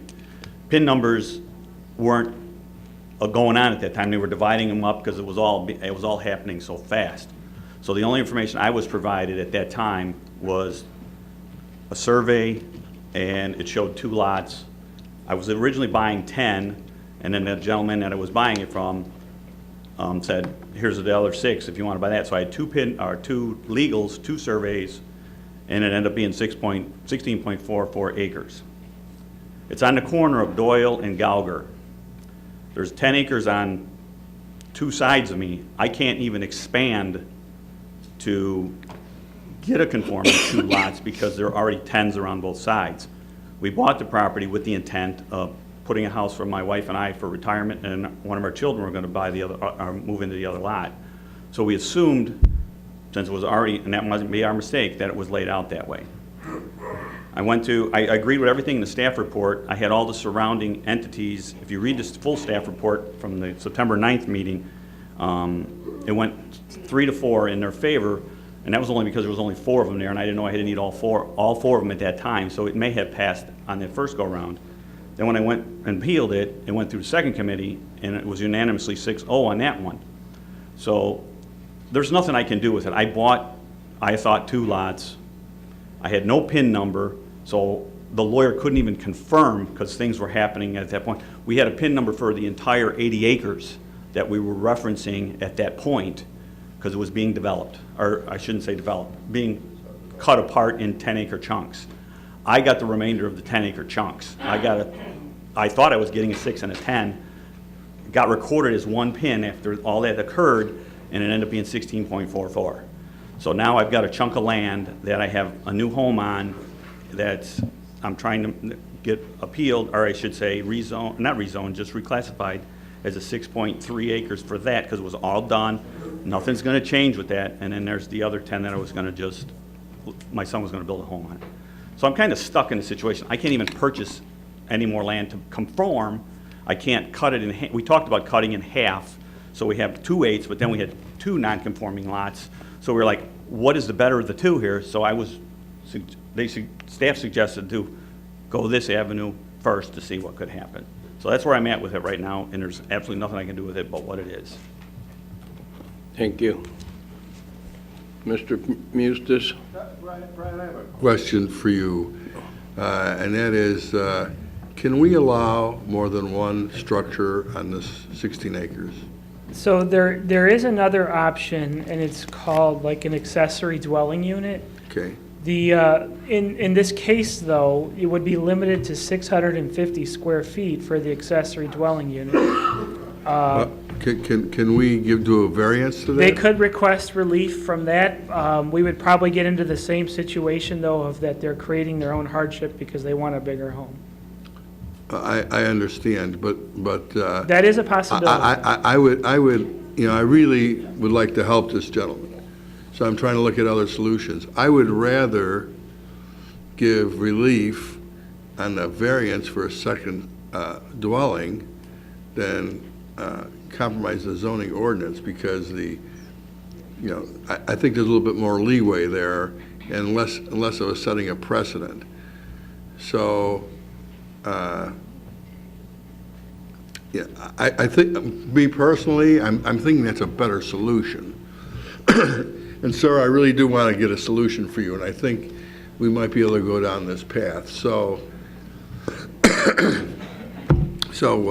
I'd rather for us to explore that. Now, we could table this perhaps while we're exploring that to make sure it's really a vital option for them. I'd be willing to do that, just to keep this kind of on the table talking. So I would ask the property owner to perhaps approach the land use department and look at that as an option. Now, here again, we used to allow quite a few homes on a lot years ago. I mean, I have them all through my area. Yeah, they created basically these what they call flag lots, and they'd build homes all along them, right? And it would really be like one pin, and it'd all be on their own private road. Certainly, I don't think we'd be creating a situation like that. So, I'm just throwing it out there. I think it's potentially a better option, or at least another option, and a better option for the board to consider. Okay. Mr. Mayor? One thing that kind of concerns me, though, of just letting this go, is that was there a single pin on 80 acres that all of a sudden started getting chopped up really quick? Nobody knew what was going on, and in good faith, this gentleman saw two parcels that, when they finally got to our recorder, got recorded as one. And that can happen. So here's what happens in that scenario. Somebody is selling an 80-acre. They've divided legally parcels, legal descriptions. They haven't been created yet. So you have an 80-acre pin. You sell off portions of the property. Well, if they're 10 acres, those are going to get recorded and the lot's going to be created. It's not going to be a problem. What's going to happen is, when they go to create the 6-acre lot, they're not going to let it happen, because the form is going to be sent to our office from the supervisor of assessments asking us if this division is legal, and we'll return it and say, no, it's not legal. And when does that happen, before or after the sale? That's already happened after the sale. So it's after the fact that this guy, maybe he knew the ordinance, maybe he didn't. Again, buyer beware, understood. And just one more question. So all this, there's a number of other properties around here that are 5 and above. At what point is anything able to be changed? Or are we talking about these properties in perpetuity will remain like this forever? Well, some of those properties were created at a time before the current procedures and policies of the zoning code and other county procedures for division of property were in place. So those properties are mostly, if they're before July 20th, 1978, they're going to get a pass. And let me because they're going to be clarify legal something. non-conforming. I understand that. I'm talking about this whole area here. Is there any chance at any point that these would be changed into something else? I mean, could they ever be a subdivision? Well, could they ever be? So at some point, somebody's going to come back and say, we'd like to sell these 2 properties and these 10, and we want to make a subdivision. And we're going to take a look at this, and whoever is sitting there at that time, we're going to go, yeah, maybe. that certainly could happen. That's probably years down the road. This property is like Understood. 4 miles outside of Manhattan, so. So what I'm hearing is we've already used this rule of thumb to give other people the granted to be able to do property splitting like this, after we've already done this, and some of it's not even come before our board. It's happened at the land committees and other committees. Didn't even make it up here. So the precedent really has already been set. And the fact that we are going to allow this, rather than have this gentleman jump through more hoops, because if we deny this, he can start all over again, and whoever the board will be here at the time that he comes back, which I doubt he's going to get it done by November, so it's not going to be the same people here, will then have to make some decisions, and what those decisions are, we have no idea. So again, this is one of the reasons that I'm going to be a yes vote, is that we've already set the precedents. We're sitting here trying to argue whether we deny the precedents. It's already been set. And the fact that this gentleman we've set up criteria that says in the surrounding areas, there's no impact, because we have no other zoning but A1 in the local areas, and his property is surrounded all by A1 acreage. So I guess we'll call the roll and see what happens. Ms. Fritz?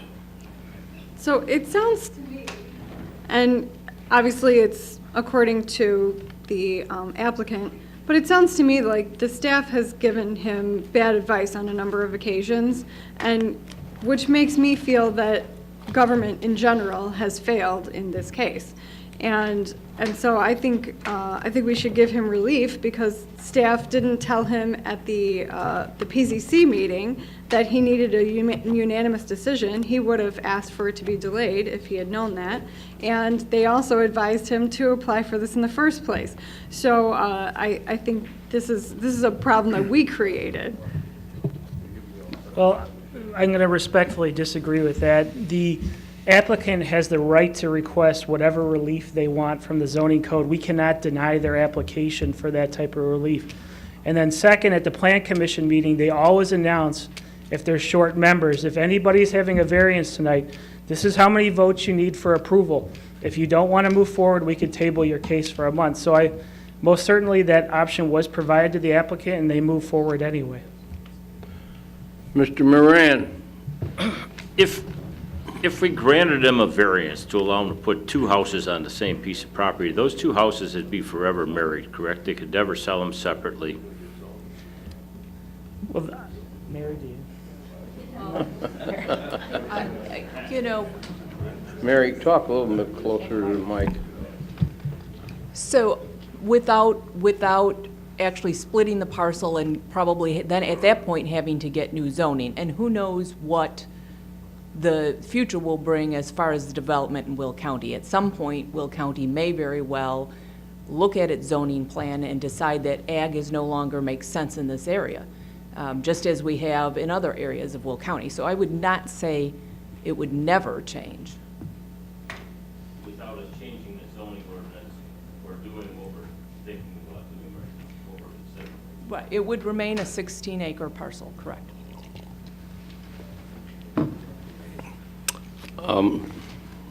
Ms. Melatello? Okay,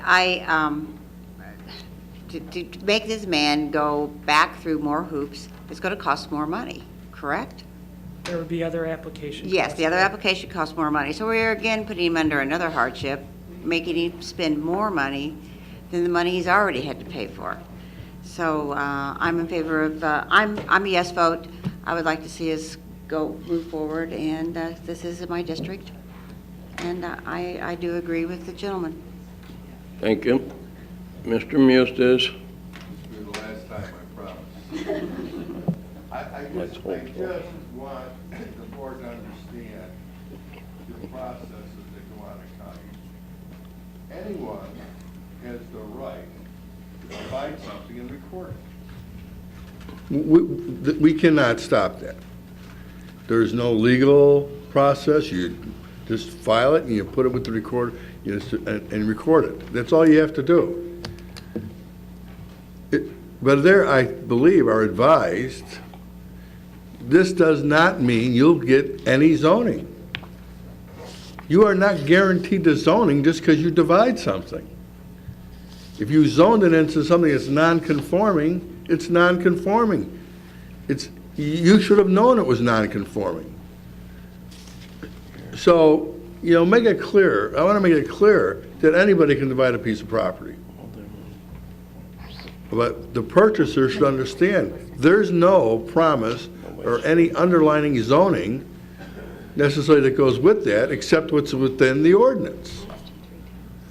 So, when you talk about, well, there's this hardship created because because there was a division that was recorded, doesn't mean you get the zoning. The only zoning you have is what the zoning that's there when you subdivide it. He's not asking to change zoning. But he's asking to create something that's non-conforming to the zoning. So, I realize this board, we don't get the variances, and there may be, you can say there's variances that are granted done at the planning and zoning level, and you can say that setting a precedent. I'm not sure that's the case. It's this board that I think would set the precedent for zoning, but like I say, we can take it to a vote. I was trying to provide alternative for the property owner, but you want to take it to a vote? I'll be a no, and but be more than happy to be supportive of looking at a variance for a different size structure on that property. Thanks. Ms. Dollinger? How long ago did he purchase the property in the 16 acres? If I recall, I don't have the report in front of me, but I think it's been a couple of years. 2013. 2013, okay. 2004. 2004. Okay. We haven't gotten a second. So then when did it change that we could only leave it 10 acres? It's been since July 20th, 1978. Okay. We have a motion by Mr. Weigel. We need a second to move. Second by Ms. Winfrey. I need to make an amendment. The resolution that we had in the packet has the wrong language. There was one put on your desk that was revised by the state's attorney. So I make a motion to approve the amended language that's in our resolution. So you move to amend this motion with an amendment. For the language that's on our resolution that's on our desk. Second by, who yelled? Jackie? Mr. Trainier? Everybody understand the amendment? Madam Clerk, call the roll for the... Okay, sure. Mayor? Yes. Brooks? For the amendment? Yes. Okay, yes.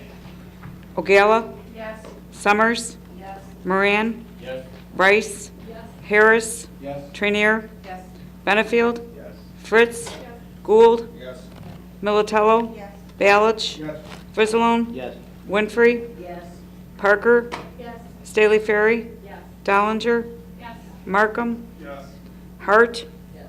Tumanello? Yes. Weigel? Yes. Ferry? Yes. Coritis? Yes. And Mustis? Yes. Thank you. 25 affirmative. 25, so the motion has been amended. Mr. Make a motion to approve as amended. Moved by Mr. Weigel, second by Mr. Moran. Madam Clerk, call the roll. Sure. Mayor? Yes. Brooks? Yes. Ogala? Yes. Summers? Yes. Moran? Yes. Rice? Yes. Harris? Yes. Trainier? No. Benefield? Yes. Fritz? Yes. Gould? Yes. Militello? Yes. Balich? Yes. Frizzalone? No. Winfrey? Yes. Parker? Yes. Staley Ferry? Yes. Dollinger? Yes. Markham? Yes. Hart? Yes. Tumanello? No. Weigel?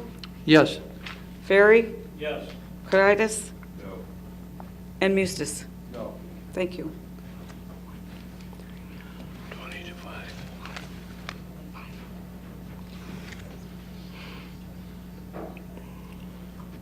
We going? Yeah, it's fine. 20 affirmative, 5 negative. 20 affirmative, the motion has been carried. Continue, Mr. Weigel. That concludes my report. Our next meeting will be on November 13th. Thank you. Thank you. Thank you. Okay, next up, Finance Committee, Mr. Frizzalone, Chairman. Good morning, Will County. First up, we have some monthly financial reports in file. I have the report from the Illinois Department of Revenue showing sales tax remitted to Will County for the month of July 2018 to be $1,874,577.21.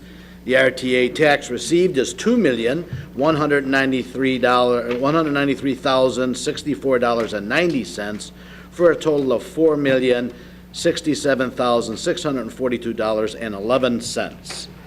I also have the monthly report dated August 31st, 2018 from the County Treasurer, Steve Weber, and I have the quarterly financial report for the 9 months ending August 31st, 2018 from Duffy Blackburn, our Will County Auditor.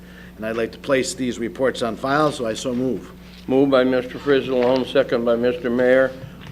Any questions? Any questions? All in favor signify by saying aye. Aye. Contrary, motion has carried. Next up, we're going to, We have Jackie, Trina, Mike Frizzalone, Ray Tumanello. Yes. Tim and Jim. Yes. Would you like to be yes vote? Yes. Thank you. You're welcome. Next up, we have the setting of the estimated levy. If you have had a chance to take a look at your attachment, you will see that the estimated levy for 2018 levy, including new property and CPI, will be estimated at $125,383,788 with a tax rate of .5898, which is down from our .986. And so, where am I at here? For 18-273, determination of estimated annual aggregate levy, I so move. Moved by Mr. Frizzalone, second by Mrs. Dollinger. Any discussion? Any discussion? Previous roll call by Ms. Rice, second by Ms. Parker. All in favor signify by saying aye. Aye. Contrary, the motion is carried. Next up is 18-274, renewing the contract for the annual audit, and I so move. Moved by Mr. Frizzalone, seconded by Mr. Ballage. Any questions? Any questions? Previous roll by Mr. Gould, seconded by Mr.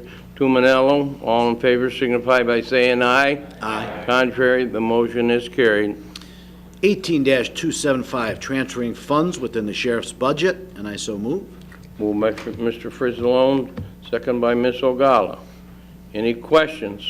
Any questions? Previous roll by Ms. Summers, seconded by Mr. Moran. All in favor signify by saying aye. Aye. Contrary, the motion has carried. And 18-276, authorizing county executive to execute necessary documents for delinquent tax program, and I so move. Moved by Mr. Frizzalone, second by Ms. Winfrey. Any questions? Any question? Previous roll by Mr. Ferry, second by Mr. Markham. All in favor signify by saying aye. Aye. Contrary, motion has carried. So next month, our meeting schedule is a little different due to the elections. Our finance meeting will be November 1st, 2018. Since that's pretty quick, at the second executive meeting, we'll go over the budget changes or reallocations that I am suggesting. So we will do that at the second executive meeting and then vote on that out of the second executive meeting, which is, I don't even know what date that is. But I'll announce that, 8th? 8th. I'll announce that again at our regularly scheduled on November 1st, immediately following the Executive Committee meeting. And that's my report. Thank you You're very welcome. much. Next up, Public Works and Transportation Committee, Mr. Gould, Chairman. Good morning, Mr. Executive. Good morning, Don. Fellow board members. I have 4 items to place on file this morning. First, proposed significant modification of the Clean Air Act permit program for Beecher Landfill in Beecher, Illinois. Secondly, proposed issuance of a federally enforceable state operating permit for TAC Joliet LLC in Shanahan, Illinois. Third, proposed significant modification of the Clean Air Act program permit for University Park Energy LLC in University Park, Illinois. And lastly, a notice of public comment period and hearing for a proposed issuance of a construction permit and PSD approval and acid rain permit for Jackson Generation LLC in Elwood, Illinois. I move to place those items on file. Moved by Mr. Gould, second by Ms. Trainier. Any discussion, any discussion? All in favor signify by saying aye. Aye. Contrary, motion has carried. I have Resolution 18277, authorizing approval of the establishment of an altered speed zone, 558, County Board District 7. I move for approval. Moved by Mr. Gould, second by Mr. Ballage. Any questions? Any questions? Previous roll by Ms. Winfrey, second by Ms. Staley Ferry. All in favor signify by saying aye. Aye. Contrary, motion has carried. Resolution 18278, authorizing approval of a professional services agreement for design engineering with Willett Hoffman Associates for Wilmington Township Road District, County Board District 6. I move for approval. Moved by Mr. Gould, second by Mr. Tumanello. Any questions? Any questions? Previous roll by Mr. Markham and second by Ms. Summers. All in favor say signify by saying aye. Aye. Contrary, motion has carried. That concludes my report. Thank you. Thank you very much, Don. Next up, Judicial Committee, Mr. Benefield, Chairman. Good morning, Mr. Executive. Good morning, Darren. We have 2 resolutions to present to the board this morning. It's Resolution 18279, authorizing the county executive to renew professional service contract with Administrative Adjudication Hearing Officer Kelly A. Gendersky, and I so move. Moved by Mr. Benefield, second by Ms. Ogala. Any questions? Any questions? Previous roll by Mr. Tumanello, second by Ms. Fritz. All in favor signify by saying aye. Aye. Contrary, motion has carried. Thank you. And the second resolution this morning is 18280, authorizing the county executive to renew professional services contract with Administrative Adjudication Hearing Officer Michael F. Carroll, and I so move. Moved by Mr. Benefield, second by Ms. Dollinger. Any questions? Any questions? Previous roll by Ms. Rice, second by Ms. Trainier. All in favor signify by saying aye. Aye. Contrary, motion is carried. Thank you, Mr. Executive. That concludes our report this morning. Thank Our next you. Judicial Committee meeting will be yet to be determined. Thank you, Darren. Next up, Public Health and Safety Committee, Ms. Ogala, Chairperson. Morning, Mr. Walsh. Good morning, Judy. I have one report to place on file today. It is the Will County Coroner's 2017 Annual Statistical Report. The report is a statistical report of all the deaths investigated by Will County. It's a compiling of various aspects such as toxicology reports, autopsy reports, medical records, police reports, medical history, and family and primary physician information. It's summarized to give us an overview of the 5 years for comparison.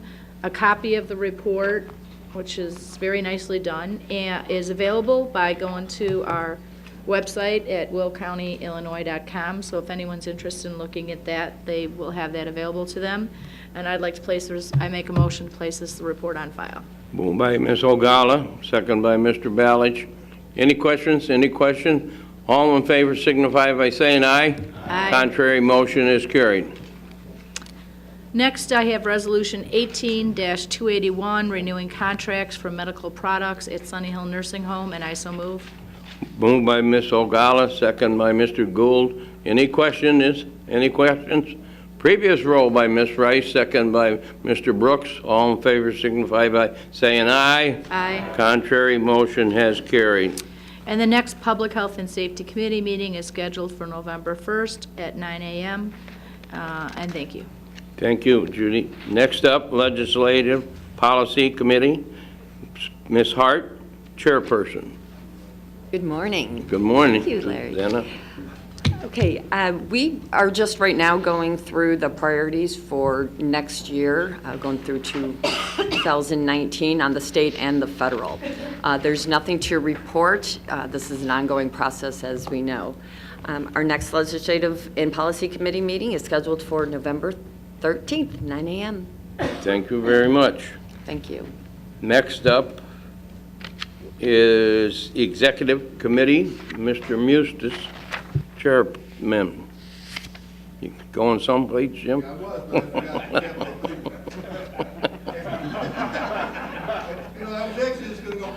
Well, as I blame it on Mr. Tumanello. Hey. I was actually going to ask the chairman of the Capitol to remind people about the ceremonial topping off event. Yep. Mr. A comment at the end of the meeting. Do you want to talk now, Ray, or? No, it's okay. Okay, okay. No, I'm good. Now, it's Mr. Mustis on the Executive Committee. Good morning, Mr. Executive. Good morning. And County Board. My first item today is I'll make a motion to go into public hearing for the establishing of a predictable fee schedule for the Recorder of Deeds Office, and I'll move to go into that. Moved by Mr. Mustis, second by Mr. Mayor. Madam Clerk, call the roll. Sure, Mayor? Yes. Brooks? Yes. Ogala? Summers? Moran? Rice? Harris? Trainier? Benefield? Fritz? Gould? Militello? Balich? Frizzalone? Yes. Debbie, yes, thank you. Frizzalone? Winfrey? Parker?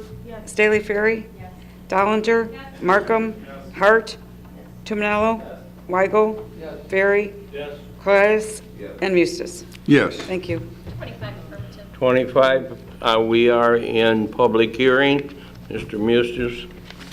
This is a fee schedule that is basically action from the state legislature to say that we will put this fee schedule out, so it's predictable, so anyone who is using the Recorder of Deeds Office will have some sense of what the fees would be. I don't know if the recorder wants, I assume she's here. There she is over. I don't know if the recorder would like to make comment, but that's what this You want to make comments, Karen? What did I say, pretty much what it is, Karen? Yeah, okay.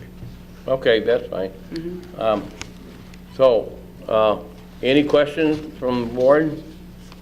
Any questions from the public? Any questions from anybody? Nope. Larry, do you have a question? Mr. Executive, I'll make a motion to come out of public hearing. Moved by Mr. Mustis, second by Mr. Mayor.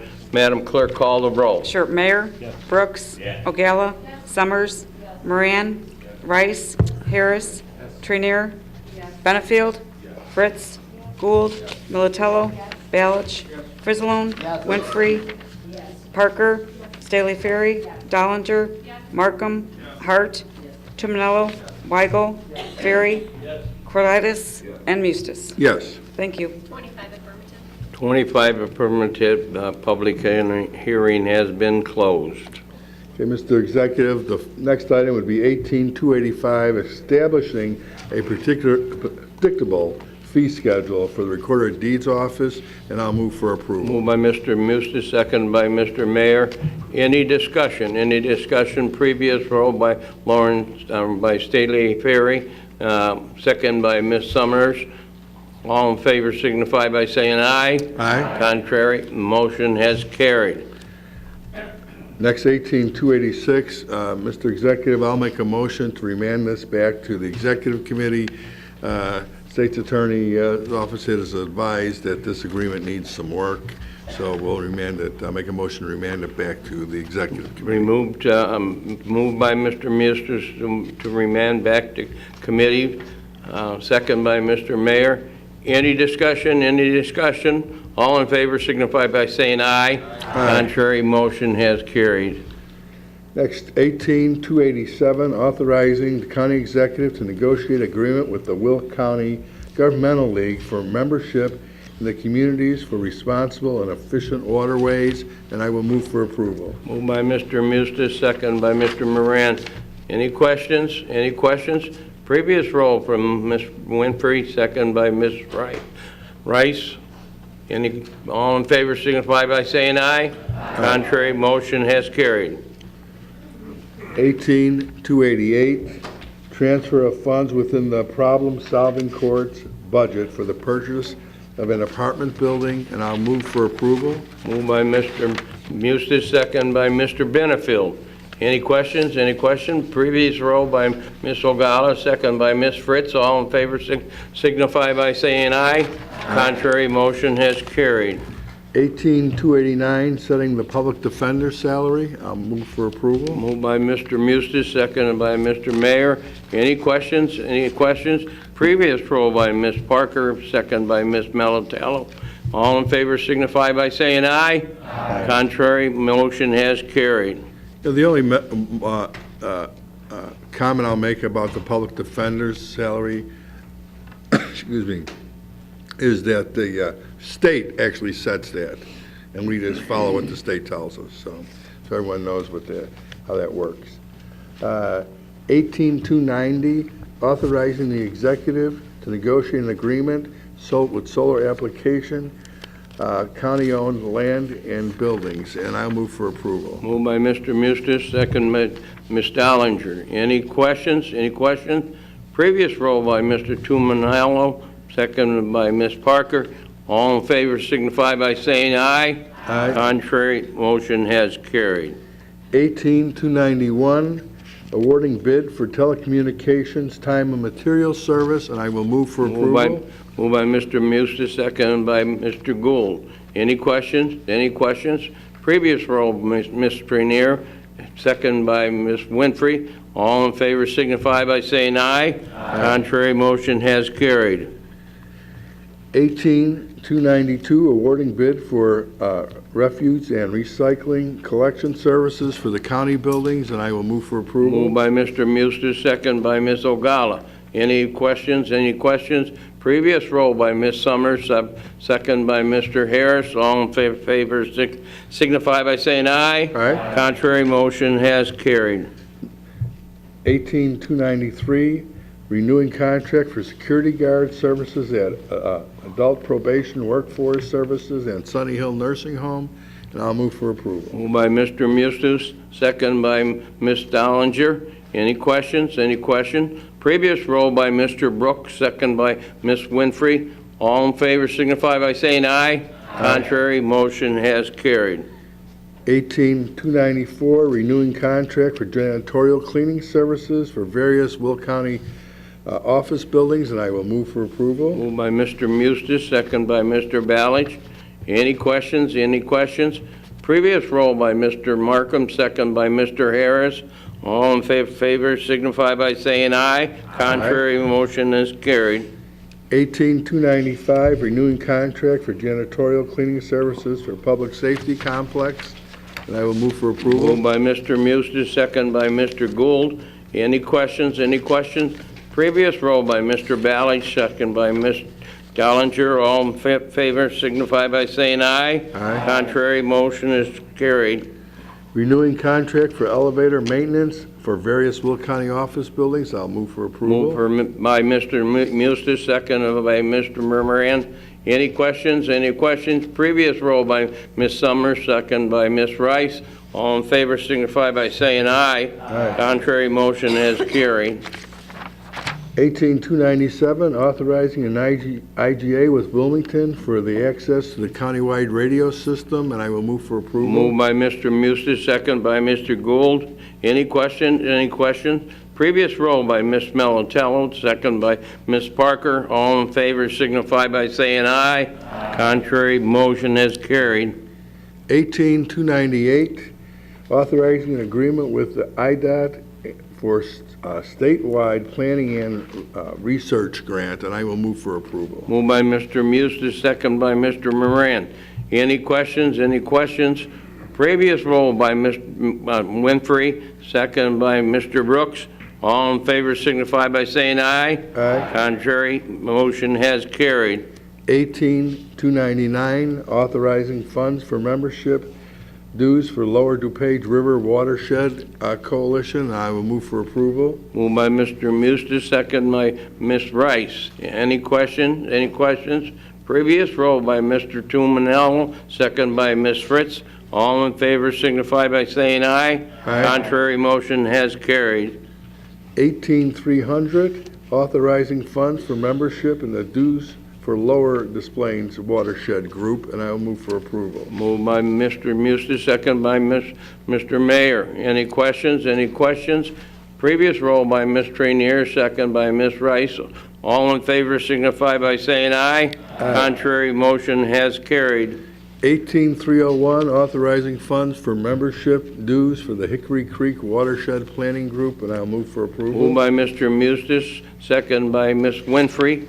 Any questions? Any questions? Previous roll by Mr. Markram, second by Ms. Summers. All in favor signify by saying aye. Aye. Contrary, motion has carried. 18302, replacement hires for Department of Transportation road maintainer, and I'll move for approval. Moved by Mr. Mustis, second by Ms. Winfrey. Any questions? Any questions? Previous roll by Ms. Parker, second by Ms. Dollinger. All in favor signify by saying aye. Aye. Contrary, motion has carried.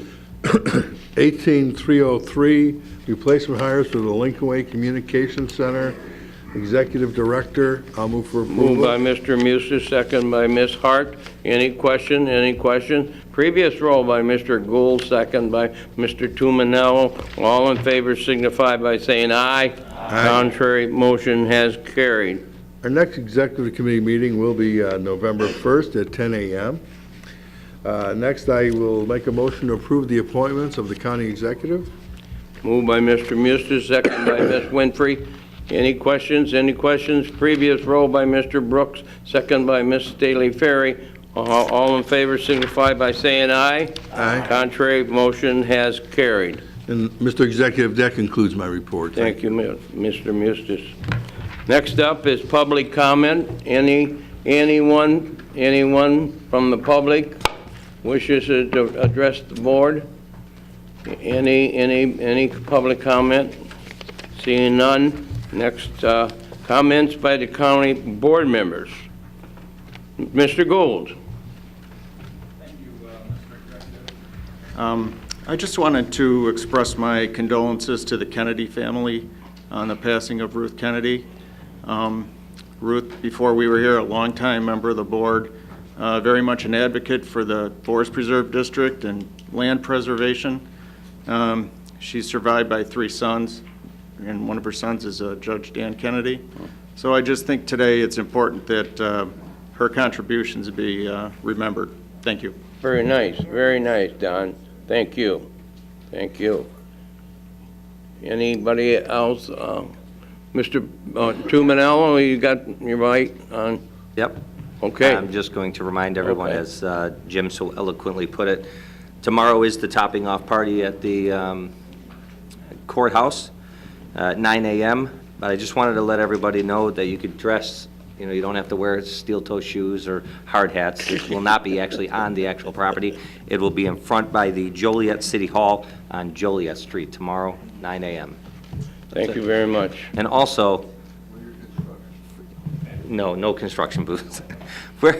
I just want to say, we're down to pretty much our final meeting before the November elections, and I just wanted to wish all my colleagues that have gone out and put their name on the ballot the best of luck. And, it takes a lot in today's climate to want to even do a position like this or put your name out there. And it's difficult unless you've been in the shoes, when you're waiting in the anticipation in the final 3 weeks as building. So I don't envy any of you because I'm not on the ballot this time around. I'm sure I'll be feeling that in 2 years. However, good luck to all my colleagues. Thank you. Thank you. Miss O'Gala. Yes, I would also like to offer our condolences as a board to our colleague Debbie Militello, as her mom recently passed away. And I just think that I hope everyone will be able to go over and give her a little hug after the meeting. Thank you. Thank you very much, Judy. Very appropriate. Thank you. Anyone else? Anyone else? And moving on, the Majority Leader, Mr. Mayor. Thank you, Mr. Executive and fellow board members. From beekeeping to fast pass lanes. This has been an interesting day and a very long one.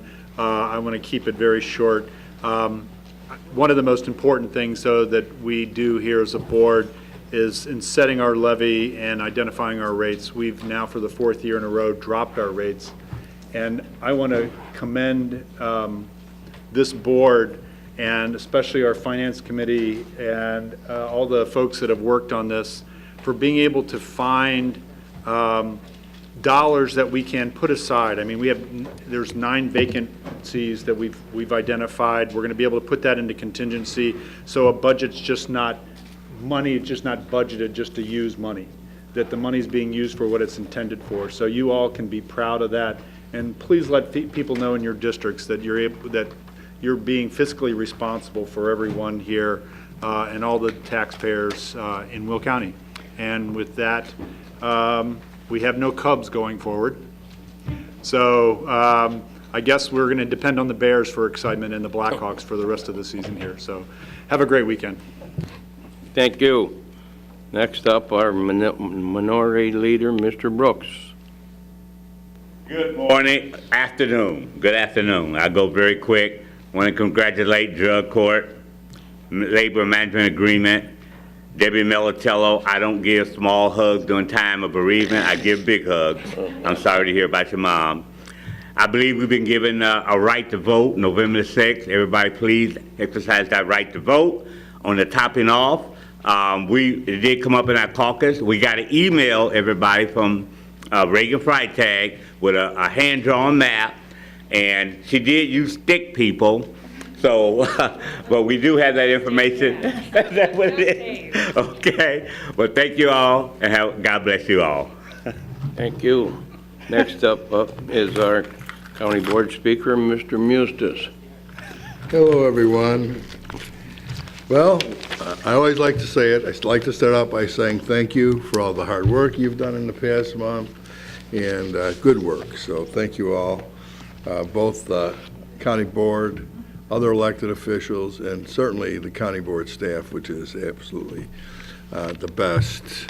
Of course, the County Executive will tell you his staff's the best, but we think our staff's the best. So, there's a number of items. First, let me say that I also like to extend my condolences to the Kennedy family. I actually had the privilege of serving with Ruth, I think, for about 6 years. And she was a great advocate for Will County. She was a fighter for the city of Joliet. And Ruth will be missed. And certainly she, I believe, left her mark here in the county. So my condolences. Debbie, also, I had not realized your mom had passed, so my condolences to you and your family. I think to myself, well, we've had, Pat Klein celebrate her 40th anniversary of her retirement, but 40 years of serving. I think to myself, when Mr. Tuminello says, thank you all for putting your out there for election, I'm thinking, when you serve 40 years as an employee in public service, you're celebrated. 40 years as an elected official, you're a dirty dog. Even though you're still a public servant, So it's the difference, I guess, I also want to acknowledge, and I thank God, that we had 2 deputies who were shot, one a little bit more seriously than the other, and I'm so thankful that they're going to be okay. We, especially I think those of us who have served in leadership, and I'll include the county executive on this, we get into these, the business part of county government, right? Which includes negotiations, and you go back and forth, and, it gets a little contentious, and, you think, well, you're not supporting them, but when it comes to the job, I have nothing but respect, as I know this board does, for our law enforcement agencies who do put their neck on the line, so to speak. They never know what's going to happen, and so I'm glad they're being okay. The only other thing I would ask the sheriff, I want to make sure that all our deputies have good bulletproof vests, and if not, let us know, because that vest most likely saved that deputy's life. So we want to make sure our deputies have every protection they can get. So, and get well soon, guys. We talked a lot about water today. A number of different. We joined with the Governmental League and some initiatives on waterways, and you see these watershed agreements, these studies, and this is another one of those items that maybe kind of goes unnoticed, but is extremely important for commerce, for our agricultural community, and for just general good planning of flooding. We see all these, whether it's along rivers or you see all this flooding, it's extremely important that we study and try to remediate the effects of flooding and so forth. So you see we renewed a number of agreements, joined another one. By the way, waterways is very important for commerce here, and they are used here. And Brandon Locks is one of the issues that the county and the Governmental League will be working on. So extremely important to Will County. So I thought I would just kind of mention that it's one of those things that's it's just water, but we are trying to make things better. And Corey Crawford hopefully comes back tonight for the Hawks, and we get some good goaltending, or better goaltending, I would say. And once again, thank you all, to everyone for all your hard work. That concludes it. I kind of went on there today, didn't I? Thank you. Okay, thanks. Thank you. Thank you. Bye, Jim. Bye. Seeing no further business to be brought forward, I will stand at recess to Thursday, November 15 at 9:30 a.m.